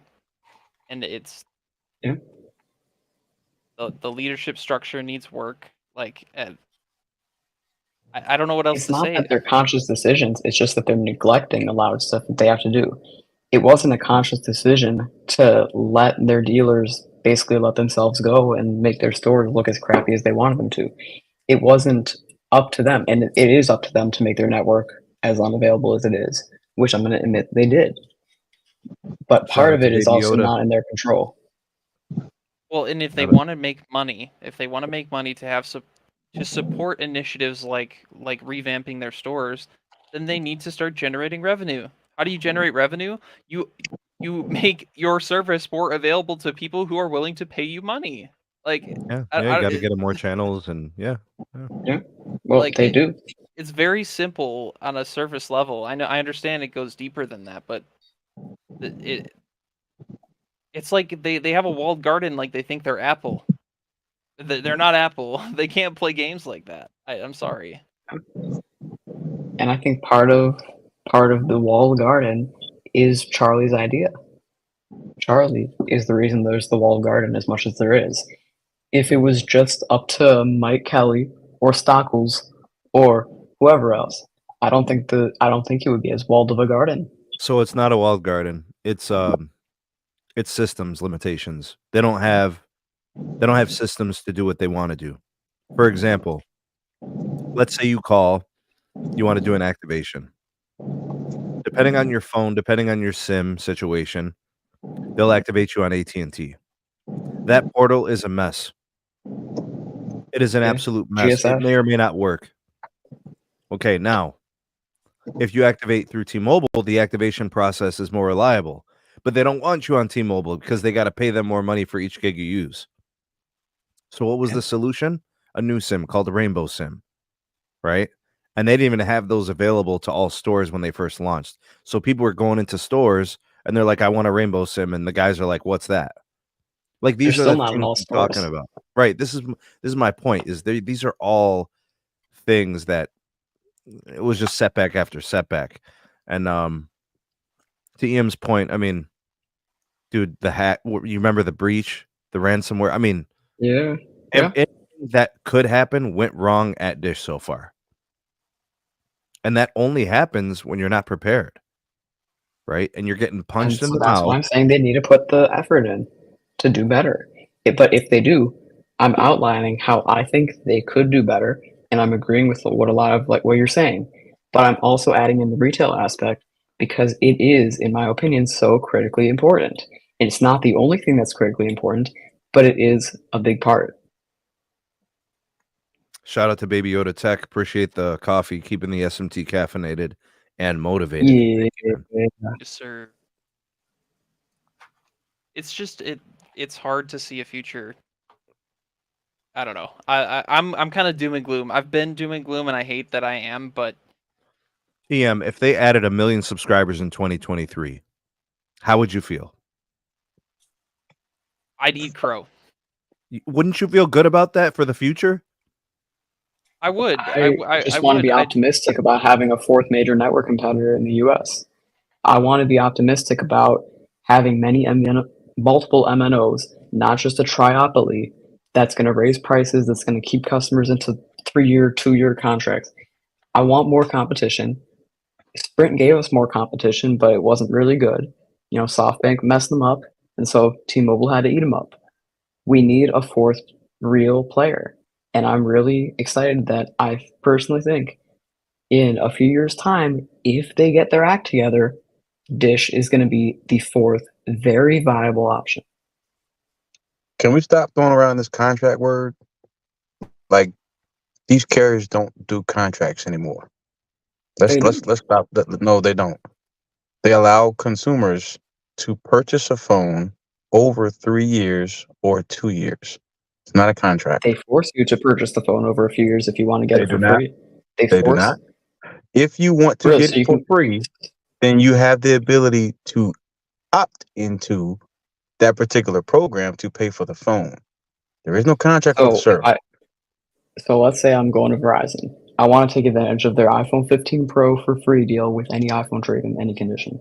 So I grab my cracked iPhone 4 out the junk drawer, go to a Verizon store, give it to them, and to what you said was that I don't need a contract to get it. But the rep is going to tell me that I need to agree to a 36-month agreement if I want to get it for free. If I don't agree to the agreement, I have to pay full price. Because the cost of the phone is breaking out over 36 or 24 months, depending on the carrier. That is to pay for the phone that the consumer wants for free. That's not something that you have to get for free. So it allows the customer to Right? be able to purchase the phone at a price that they are willing to pay. A customer can walk in and Right. purchase a phone at any time, but it's not a service agreement at all. That's been done away with So a why? long time ago. So then why would I go to Verizon at all and pay $80 or $90 when I could go to US Mobile instead and pay half? If I'm going to pay full price for the phone anyway, because I don't want to get into a 36-month agreement. Because postpaid plans generally are better than prepaid plans. But the reason And why, but that's where you're wrong. That's where you're wrong. US Mobile's all on QCI 8. So you can spew that all you want, but US Mobile's on QCI 8, so you're gonna get the same access. US Yeah, Mobile doesn't but include content like most of the prepaid, Verizon most does of the not include postpaid content offers. either. Verizon does not include content either. They make you pay $10 a month per perk extra. You have no option of getting any content at all with US Mobile. There is no offering at all. That's what I mean. So Actually, I think they if do you have. I think they still run their perk thing with the unlimited plan. They you're still got killing me, the man. unlimited perks. You're killing me, man. Go No, ahead. Finish what no, you were I'm yeah, serious. saying. Go yeah. ahead. Go Hey, ahead. Go ahead. Max, I don't want to be that guy, but you're arguing semantics here. Like, US Mobile in general is not going to give you what postpaid will give you. Will it give the deal hunter what they want out of their postpaid plan? Absolutely. It does not give you a rep that's going to help you. It does not give you dedicated customer support. There are a lot of things that you give up going to an MVNO, which is why the price is so cheap. It's not the network access. Again, but that's not what the average customer cares about. Okay. Like, Hey, shout out to Frank the Tank for the coffees. Hit the coffee app. Thank you, man. He said, like, "Cafe para el señor Sneed." I just want to make this very clear. This community and the prepaid community and the best phone plans community is such a small sliver. Like, I'm talking like tiniest sliver of the 300 million people that live in this country. I get that. And it what you're saying does not apply to 90% of Americans. More and more people are waking up. More and more people are waking up. 2 drops in a bucket. It's such a small percentage, man. A fart in the wind.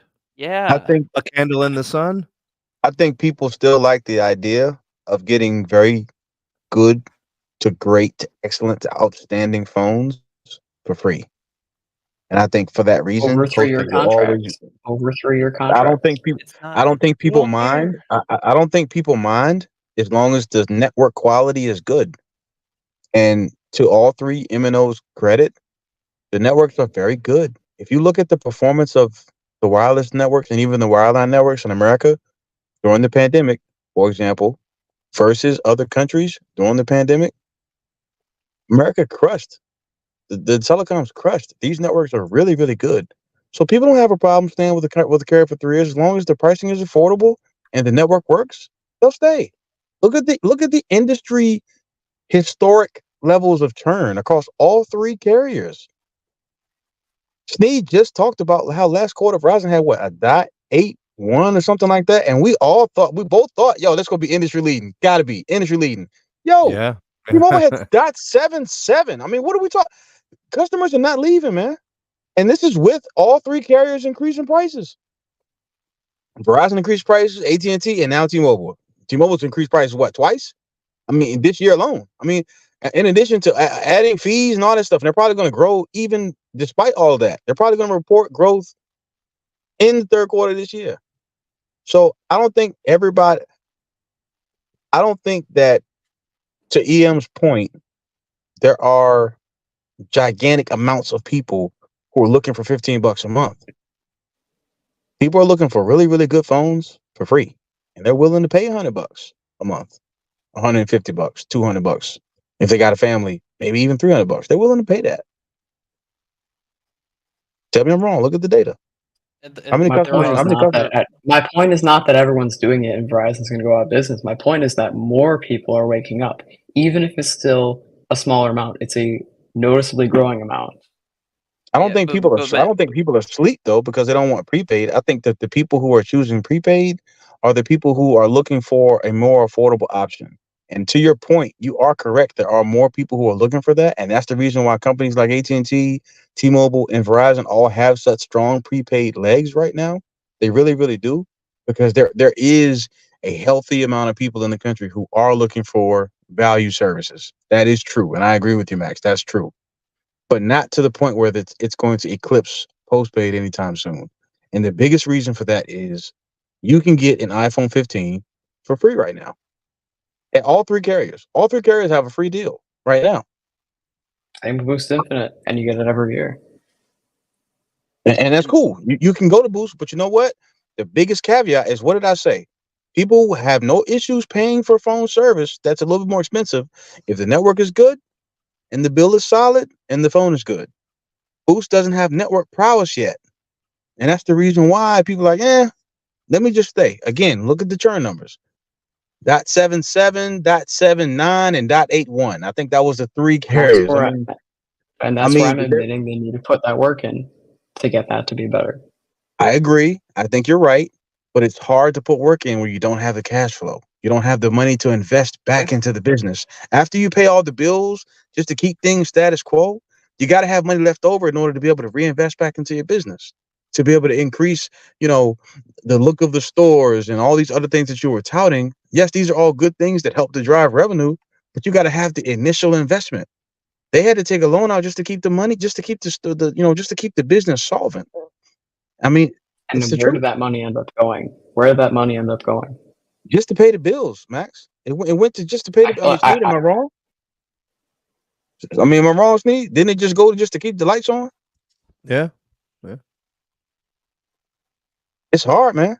It's very, very challenging. They are facing a very, very much uphill battle. And honestly, and nobody said this in the last 30 or 45 minutes we've been talking about this. I blame T-Mobile because they created this monster. They knew Boost Mobile was going to fail under the conditions that they actually set with that company, and they screwed them with that spectrum, and they did it on purpose. They did. Let's be honest. Absolutely. They did. Absolutely. They did. And now look at Boost struggling to compete. And they sold America on this fourth carrier that was going to come, and they knew that carrier was going to fail. They knew that carrier was going to fail. China. Yeah, they said China. They fleeced the pockets of the DOJ and the FCC, and to Steve's point, that's what they did. It was fear mongering. They used China and losing the 5G war and all this other crap. T-Mobile hasn't helped America. Let me not go there. But I will say that I blame T-Mobile for Boost, man. If Boost had a legit opportunity at solid spectrum to be able to build out a network, they will be able to compete. T-Mobile screwed those guys. I blame T-Mobile. It's not a company I would ever want to do business with. Well, that's why this is something Sneed has said before. The merger should have been Dish and Sprint. Sprint didn't have any money either. But you gotta understand something, Max. Sprint didn't have a lack of spectrum. They had a lack of investment from their ownership. Like Massa, Marcelo, those guys. Like it was just we're not gonna make it. Yeah.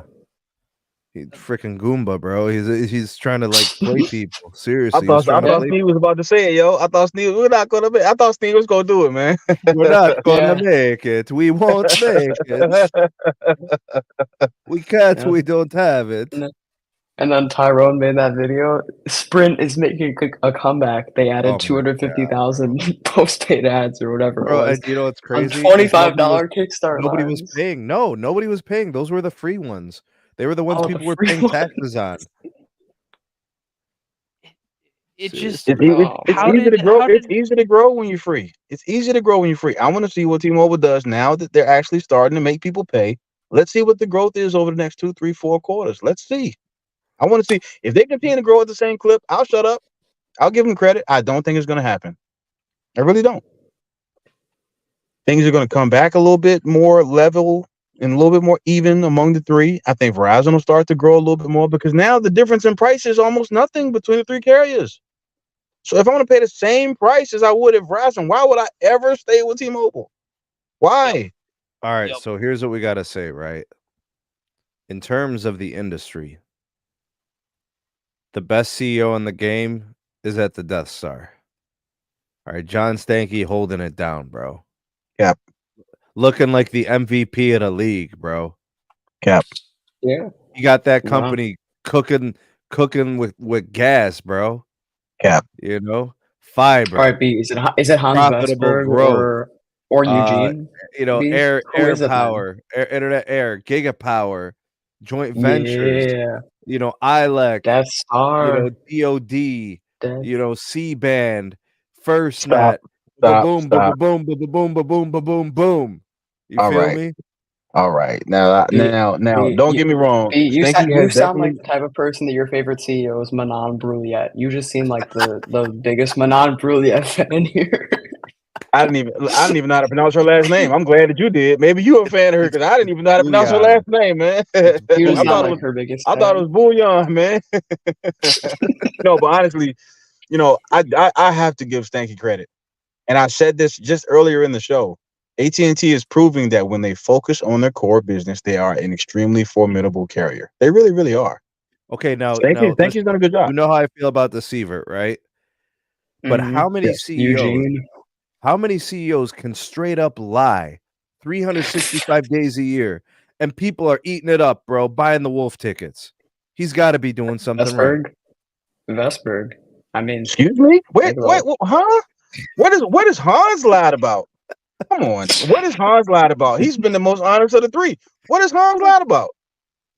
He's not been the most honest of the three. Absolutely. You know Okay, that. what is he? What is he? Wait, What is he what lied he about? What is he lied about? Yeah, tell us. He's telling you that you're in full control when you have to pay $10 per perk on your plan. That's already $90. How's that That's not what he's full telling control? you. You don't have to pay for it. What? I Brother, don't understand. I'm They're sorry that acting you like don't you're- agree with Hans, but he is, in terms of like running a multi-billion-dollar corporation, he has been the most forthcoming out of the three. Okay, No, that there's is one cap. stanky. There's That is one cap. stanky. Hold on, one cap on Hans. He said they have good momentum. They do not have good momentum in consumer. That is bullshit. Okay. Other than Sneed just got real. he's been honest, straight up. Sneed, if you decrease the amount of losses that you have, that is positive momentum. Now I do understand So that if it's you still shit your losses. pants I 5 agree. days a week, and last week it was 6. That's positive momentum. Yes, right? that's an improvement. It doesn't mean that you're absolved from being held accountable for still losing. I'm with you there, Sneed. You're right, but that is categorized as positive momentum. If it gets better, then it's positive.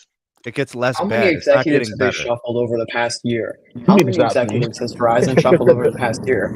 How long was Manon Bruyette sitting there in the boardroom? She was there for about 10 months, 11 months, somewhere around there. Bro, it was a cup my of coffee, point- bro. She didn't even. But- It was still warm when she left. But to Hans' credit, a leader is supposed to recognize when something's not working and move quickly to be able to correct that and pivot to another direction. And he did that. She wasn't even there a year. So in other words, he had to let her go because she was just no. That's true, but there's been turnover. There's been turnover at all three companies. An Not as much executive as at Verizon. an They're executive. shuffling Okay, so executives how like many? Uno cards. Okay, so They're name shuffling three. Name 3 executives that Verizon's lost in the last year. So since they're shuffling, you named Manon. I'll give you that one. Who else? Hold up. Just look this up Do real quick. I get to chime in? No, you don't, Sneed. No, you don't. Go for it. All right, Nina Bibby-Set, Consumer Marketing Senior Vice President. Who? Diego Scotti. She's not C-suite. Okay, I'll give you Scotty's Diego. right. Okay, He's that's right 2. about Scotty. Okay, that's 2. Matt That's Ellis, Finance Chief. No, Here, let me share he my retired. screen. Nope, he retired. Stop. He retired. Stop. He retired. Stop. You can't name me Matt share my Ellis. He screen. retired. All right. You seeing this? Yeah. Nina Bibby-Set. Nobody knows. She's not C-suite. She's not C-suite. All right, She's not on it. Diego Scotti. We all know who You he gave is. me no. You gave. I gave you him. You get him and Manon. Right. 2 people. Yep. All right. All right. Who else? Ellis, but whatever. You're not gonna give me that one. Who's this one? Oh, Fan Panthers. I don't think he's going. That was fake news. No, he was moved the within point the is- company. He was internal moving.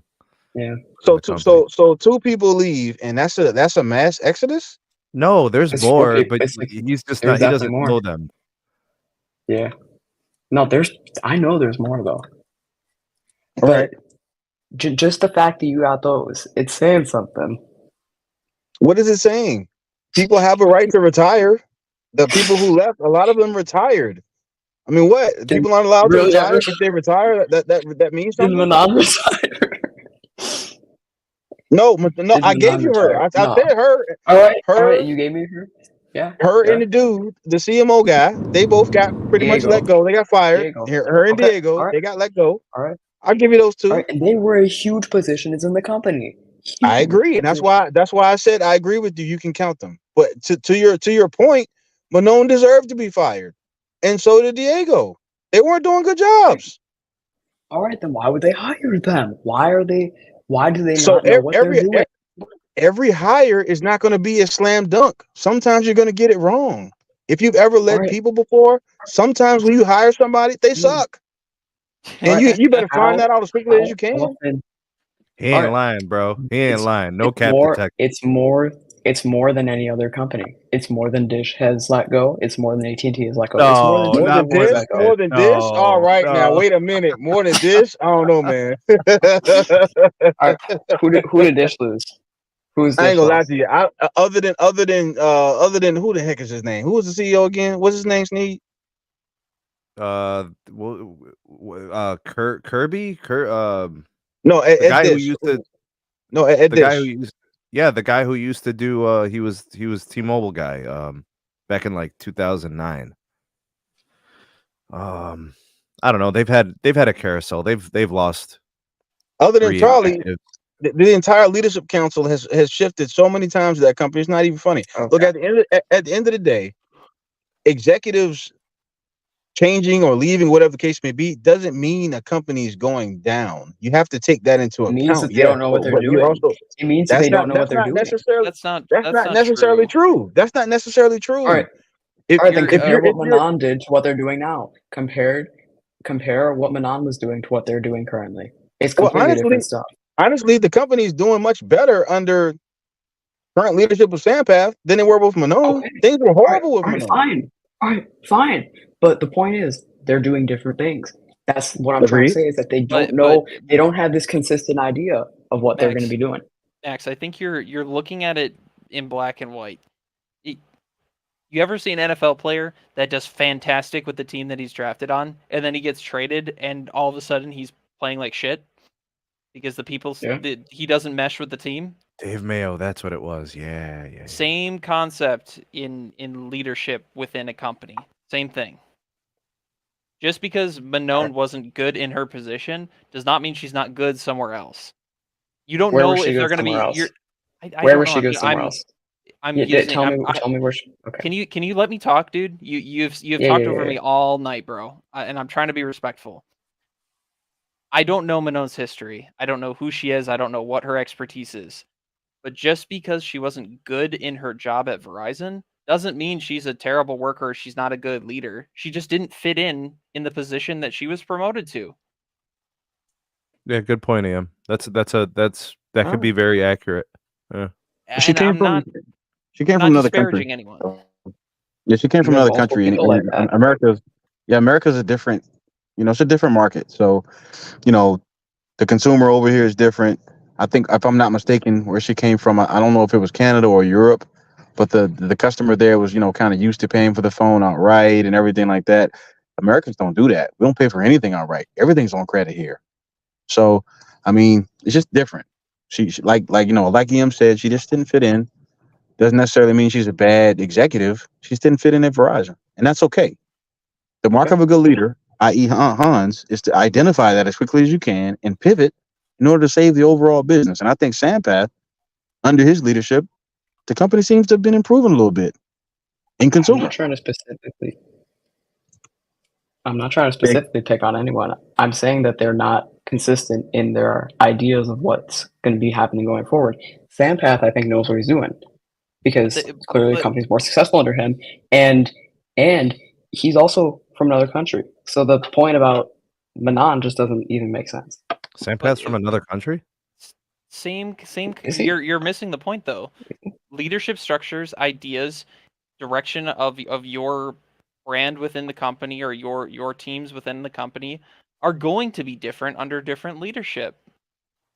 Like just because she steered the ship in the wrong direction metaphorically does not mean that like Sampath pivoting is a bad thing. It's a good thing. Like you're treating it like it's the end of the world, but Sampath going a different direction and initiating change is a good thing because it's worked. But that doesn't mean Manon was bad. She's bad for her time at Verizon. That just doesn't mean that she's a bad person. She just had the wrong idea. It happens all the time. But it happens all the time within multiple companies. That falls back on Hans. That doesn't fall back on Manon. Exactly. Well, this is several people having radically different ideas. Well, it does fall back on her because she's the one who was, held accountable. But I understand. Hans is still there. Manon's gone. True. Yeah. Well, she had to pay the ultimate price, is what I'm saying. But I hear you. I hear you. Yeah. Sorry to interrupt. I apologize. Go ahead, guy. It's not fair to like throw it all. Unless you are a C-suite executive that is at the same level as Mona, I don't think you have the credentials to comment or commentate on what she is or who she is as a leader. I just want to make that very clear. Okay. So it's okay to criticize, but you're harboring on these people that are running multi-billion-dollar corporations, dude. Like, they're gonna make mistakes. I'm not calling it the end of the world. I'm saying it's more than AT&T and T-Mobile had happen. And you got me with Dish. All right, fine. You can have Dish. All right. Clearly, Dish has been going even worse. By the way, Max, you bring up a good point, and I'll tell you why. I've had conversations with people on this panel where I've said it's unusual to see this much turnover at Verizon. In the history of my channel, I haven't seen this much turnover at Verizon. That's unusual. More typically, things are more stable at Verizon.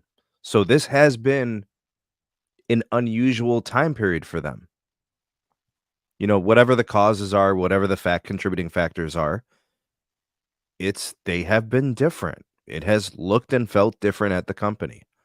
You know, we historically were historically used to Verizon having weak quarter ones, and then they basically had a weak entire year in 2022, in which they had one quarter with positive gains. One. And it was the holiday quarter. So, and they didn't add many. You know, so it's 22 was really weird. And who does that go back to? knocked us off our balance, you know? Who's that going back to? It's going back to Hans. It has to. Yeah, it has to. And that's why I'm saying, I think, he could be doing better. And he's definitely not the top CEO among multi-billion-dollar telco companies. That would have to go to John Stankey. What do you think of Mike Sievert? Oh, you saw what I think of him. Okay, what would you have said about him in 2020? He inherited a company from John Legere. What would you have said in 2021? Merger's over. Let's see what happens. 2022. Mucha bullshit. See, to me, it's all the same. I've been following it since day one. He said everybody had a seat at the table, and then he proceeded to lay off 10,000. Just like when he was in high school, he likes to be by himself at the table. I don't know. I didn't graduate with the guy, so I can't comment or speculate. But I wouldn't. So how are we grading Cellular company? They probably smell. So how are we grading these CEOs? Yeah, should we create a criteria? How are we grading these guys? Should we do it based on the business segments, like business, consumer, growth, margins, network, marketing? Like, how do you want to do this? 100% Verizon, because they have the most robust network, even though T-Mobile is the GOAT in 5G, according to Sneed. I think if we're going to go according to Sneed, if we're going to go by growth, by network, and by margins, definitely Verizon, because historically they make the most money out of all three carriers. But let's not lie. AT&T absolutely kicked ass in this quarter, and they're going to continue to do so. So, well, I mean, I think that's a fair assessment. But I just want to point this out. Who's laid off the most employees? Where's the company's stock price? AT&T. Who's made the most money? Verizon. I mean, you can't just throw all that away. Who continues to win more of the Root Metrics awards? Okay, B, is it impressive that T-Mobile went from negative free cash flow to $3 billion free cash flow in one quarter? Not really. They had an economic stimulus package, two of them, and they forced plan changes on people too. If you give Verizon two of those stimulus packages, they're probably going to put somebody out of business. is It's not. is Go ahead. AT&T's 5.2 billion? Is that impressive? Yes, it was organic. So yes, Gotcha. and they did it despite not having a lead in Spectrum like they had in LTE. In Spectrum, they had an LTE lead. Excuse me, they had an LTE. They had a Spectrum lead. 5G, they don't. Yo, Carlos says Hans got to get them weak ass gators out of here, man. I There you go. don't care what shoes he wears, as long as he gets it How done. many Yeah, weak I- gators are at AT&T? We gotta wait. We gotta wait until the other two announce their earnings to really make an opinion. To AT&T was evaluate good. the quarter as an industry, you're saying?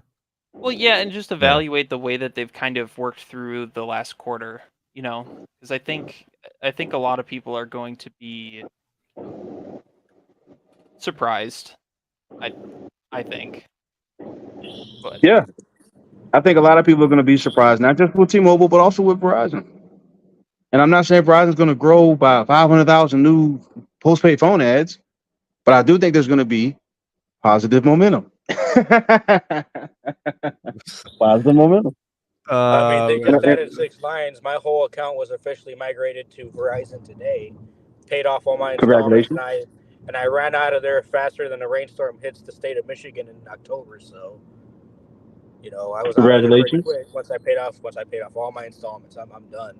And I will say this: speed doesn't equate quality, and I've learned that after being on Verizon for a couple of weeks now. You tell them, man. You tell them. You tell them. But yeah. true networking has nothing to do with speed. Yeah, ask anybody in in network engineering or IT, and they'll tell you the same thing. Speed does not equal quality. Well, it's like I said the other day, I'm literally on a 50x5 Verizon LTE home internet, and no drops, no connection issues, no issues with voice calls or video calls. But when I was getting 200 by 100 on T-Mobile home internet, I was constantly having frame rate drops. My games wouldn't download on time, all kinds of crazy stuff. So you can have the fastest network all you want, but that doesn't mean that you have the best. You know, Brendan brings up a fair point. I think John Legier created an expectation for all these CEOs to have some wacky personality that's relatable to the customer. That was never the case, really. Does it have to be a wacky personality, or is it just more about like the consumer friendly, like, you know, the cheap prices and throwing all the extras in there? Well, yeah, and I think he did a good job of really kind of appealing to everyone, right? Like, Well, he created the thong culture, right? The thong cult. Yeah. Yeah, and I you know, you got to give him credit where credit's due. He somehow managed to get a bunch of people to care about a telecom company with like undying loyalty. But that doesn't necessarily mean that the other CEOs are bad in comparison. That's about to be tested now that they got to pay for their service. It's easy to get loyal people when you're giving away stuff. That's true. That's very true. T-Mobile is going to start charging for Netflix. I'm telling you guys that right now. It's in the works, 100%. They're going to start charging for a lot of things. Yeah, if you want premium Netflix, you got to pay for it. If you want the ad-free version, that's the one they're going to give away for free because there's ads and they're making their money back anyway. But anything that requires the company to pay out of pocket, they're going to start charging people. You hate paying for perks with Verizon, you shouldn't have complained about the do more and play more plans because those perks were included for free. But now, like B always says, more chicken. You took away the people's chicken, and now they don't have any barbecue sauce left to dip into it. So, what did I say? What did I say, Steve? What did I say about the 5G Get More? Didn't I say that was the best plan in the industry at the time? You did. Didn't I say people were going to miss it? Yes. Telling you, man, like I really do be knowing. I be knowing, man. I be knowing. In my personal opinion, and tell me what you guys think, Unlimited Elite with AT&T, that was the GOAT 5G plan whenever it was available. That plan was It was a great plan. Yes, absolutely. With the Yeah. Max, it was the plan. It's the only reason I haven't poured it off yet. Yeah. EM, how dare you? Well, what do you mean? HBO Max for free? Come on, man. I'm disappointed. Oh, come on. Okay, I full disclosure, I have a Get More line. I got the Elite, and I got a Go 5G Plus line. Okay, that makes Hey, me I feel, had all those makes me feel a little plans. better. Makes me feel a little better. A little bit. But the primary is still on the Elite, though. To be honest. I'm disappointed. Back to being disappointed, man. I'm back to being disappointed again. Hey, man. To I'm be still honest getting with Max for free with. it's only because I do truly need the coverage of two carriers. And T-Mobile doesn't work half the time, but I use it for testing. But I do need the coverage of two carriers in order to do my job. So it is what it is. He said it's only there for cushion of testing. I want to see that 1 There gigabit is speed. areas where T-Mobile does work and Verizon doesn't. Very little and few and far between, but there is areas where one works and the other doesn't. But Verizon doesn't drop anywhere that I go. I was about to say, you trying to get B started again? Well, I actually used to really value having a T-Mobile line because they had the unthrottled roaming on US Cellular. But now it's like 128 kilobits. And anytime I'm in an area where T-Mobile doesn't have coverage, which is a lot in my state, and it's roaming on US Cellular, it's awful. It's unusable. What state are you in, Wisconsin? 128. Because I know T-Mobile works like crap up there. I'm up in der Midwest area. Don't you know? T-Mobile's good in Wisconsin for me. Like I get 800 down on M41. Well, in the middle of downtown Appleton, that's cool.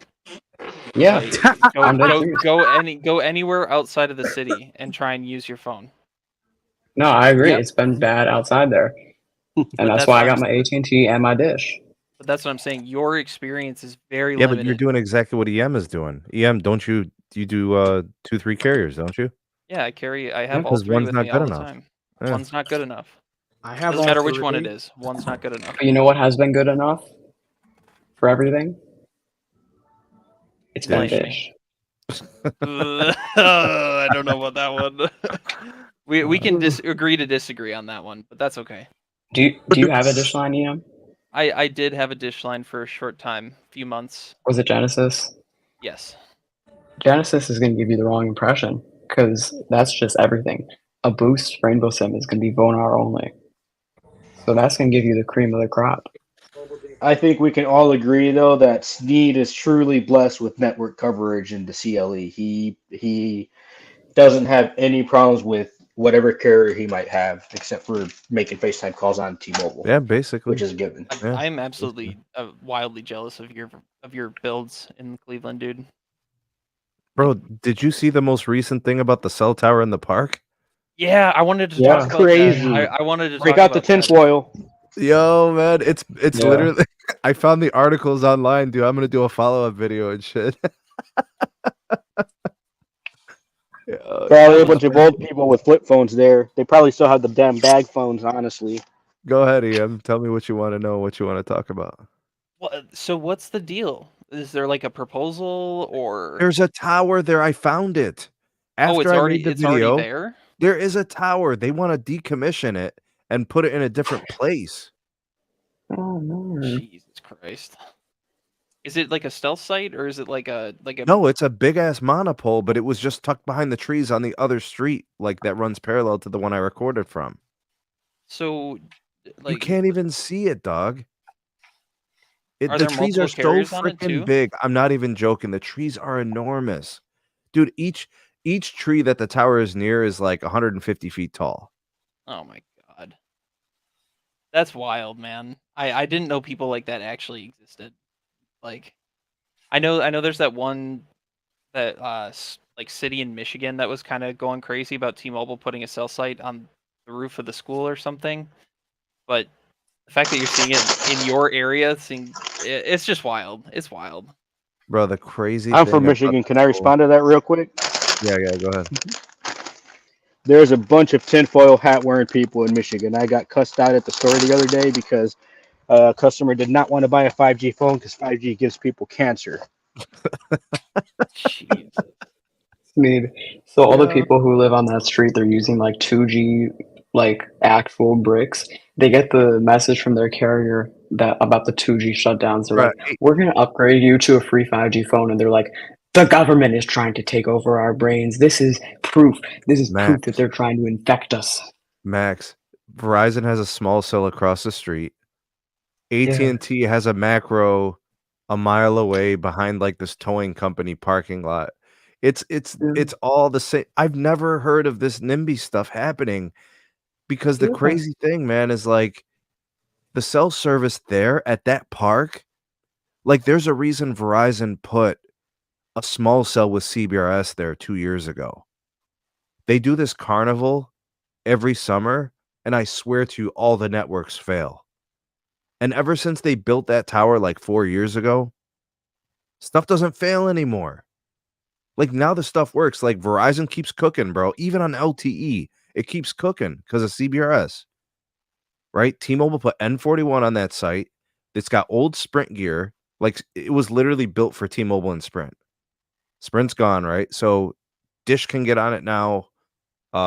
Maybe AT&T wants to densify. They can get on it if they want. It just doesn't make any sense. Like, what are they pissed about? The tower exists. They just want a different place so they can probably improve the tower grid spacing, like for T-Mobile and shit. So, like, I don't see what the problem is, man. There's People towers just like to everywhere, always and the complain. service there is fantastic. That one tower literally is because of the damn carnival. You work in customer service and you own a business. You can never truly keep everyone happy. That's the problem. Yeah, but these No people matter. are misguided. They're saying the same things you were talking about with the tinfoil hats and stuff. Like, they're saying it's bringing down property value. Bro, I couldn't even find the tower. It was tucked behind the trees so far. Property value, give me a break. Have you seen the housing market? Get out of here with that. Not only that, but they also said the radiation. Bro, these people, they talk about, but they smoke and drink. And they eat trash food. They're at Trick Ronald's every day. And they have microwaves, don't they? Man, Radiation, get out of here. housing market's that housing market's crashing not because of cell towers. It's crashing because of It something takes else. 5 minutes to look at basic science. I was definitely being sarcastic when I said that, but No, but that's what point- these people point are taken. saying. You know what I'm saying, Frank? That's their claims, bro. Surprised OJ. They probably freak out about having to trench the fiber over to the small cells. Come on now. You're digging up my lawn. No, there's no digging. Everything's aerials. There's too many wires on the telephone poles. People Bro, will look there's for an excuse in anything. Vince, there's a Trick Ronald's, there's a KFC, and they're busy as hell. And you know what?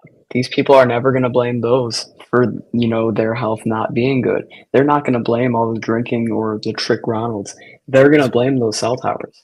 And that's why those signs are up. Yeah. There's literally Surgeon General warnings on packets of cigarettes, and I see people putting away like 5 or 6 packs a day. But Radiation, get out of here. Frank, you got people begging for towers. Like, I want better cell service. Please bring fixed wireless access to me. And then you got this is like, this doesn't even make any sense, man. 5G is making me eat more. The grand conspiracy. It's enticing them to the Trick Ronalds, bro. So now Vince is gonna have to start taking Ozempic or whatever it's called. They pull up that picture of Sievert and Ronald McDonald again. Yeah, it's crazy. With the exception of that, I really haven't seen like cell phone related problems. I think sometimes they have trouble like upgrading cell towers that are near schools because they're concerned about the construction process and kids. But we don't really have the whole like radiation thing around here. Not usually. And in situations like that, Sneed, doesn't it have a lot to do with permitting and stuff like that with the counties and the school districts and all of that stuff too? I think it's usually because the school boards only meet like 2 or 3 times a year. You have to get the approval of the board to do any type of modifications or builds. So if they meet twice a year, you got 2 chances, right, in order to get that construction going and the permit cleared. Yeah. Ridiculous, bro. I'm going to do a follow-up video. I'll cover the articles I found, and shit's hilarious. Anything else for the good of the order, gents? Hey guys, can I get a quick recap of the show because I did miss it as I commented earlier. Husbandry and fatherhood are very busy, full-time endeavors. So I hear you, what man. all did I miss tonight? Max was bullying me the whole show, making fun of me. Oh, Yep, he told me that he told me that T-Mobile's not the 5G goat Dish is, you know. So we had a little bit of a spat over okay. that, but All outside of right. that, we All were right. Okay. I did we hear did Beat we All did going talk a off lot about Dish. about We did Hans talk a lot earlier about too. Dish. We talked a lot about that, and I think we also right. talked about the CEOs a little bit, and we talked about Yeah. Mhm. we did some of Whole the lot of stories. nothing. Yeah, Whole there lot was of nothing. I'll admit it. I'll admit it. I didn't realize how bad it was at Dish with all their swapping and flipping and changing well, the people. network is But yeah, surprisingly good, right? Our expectations were low, right, and they've overachieved, I right. think. Yeah, yeah. They just need stability. They just need And consistency. if anyone has gotten poor impressions of Dish from Project Genesis, I encourage you to try a Boost Rainbow Sim. See if your opinion changes. You gotta try it to know it, right? Yeah, because I've done both. I've tried both. All right, good stuff, guys. Thanks for tuning in. Frank, Yeah. Austin, EM, Max Tech Studios, B. Appreciate you guys. Did we lose anybody along? Is that everybody? I was here, but you lost me for portions of it. I was muted, but you're welcome, Sneed. Ostino, thank you, man. Appreciate you. Big shout out to everybody who offered super chats. Jason, Southwest Ohio, speed testing, Green with a couple of them. The homie Dan 10, of course, the coffees from Jose and Baby Yoder. Y'all the goats, man. Everybody who ever supports the channel in any way, thank you so much for all that you do as we kind of tough it out through all these tough YouTube times. Hopefully you guys are getting notified. If you're not, unsubscribe, resubscribe, and then hit the notification bell, select all so that you know whenever we do go live and we drop video content here on the channel. More content coming up. I got more videos. I got speed testing. I got some commentary videos that'll be out tomorrow, and might do a Patreon live stream in the next few days. So patrons, be ready for that. YouTube members will have access to. But that's it. Thank you guys for tuning in. Appreciate Peace. everybody here on the panel. We out this piece. Peace. Peace.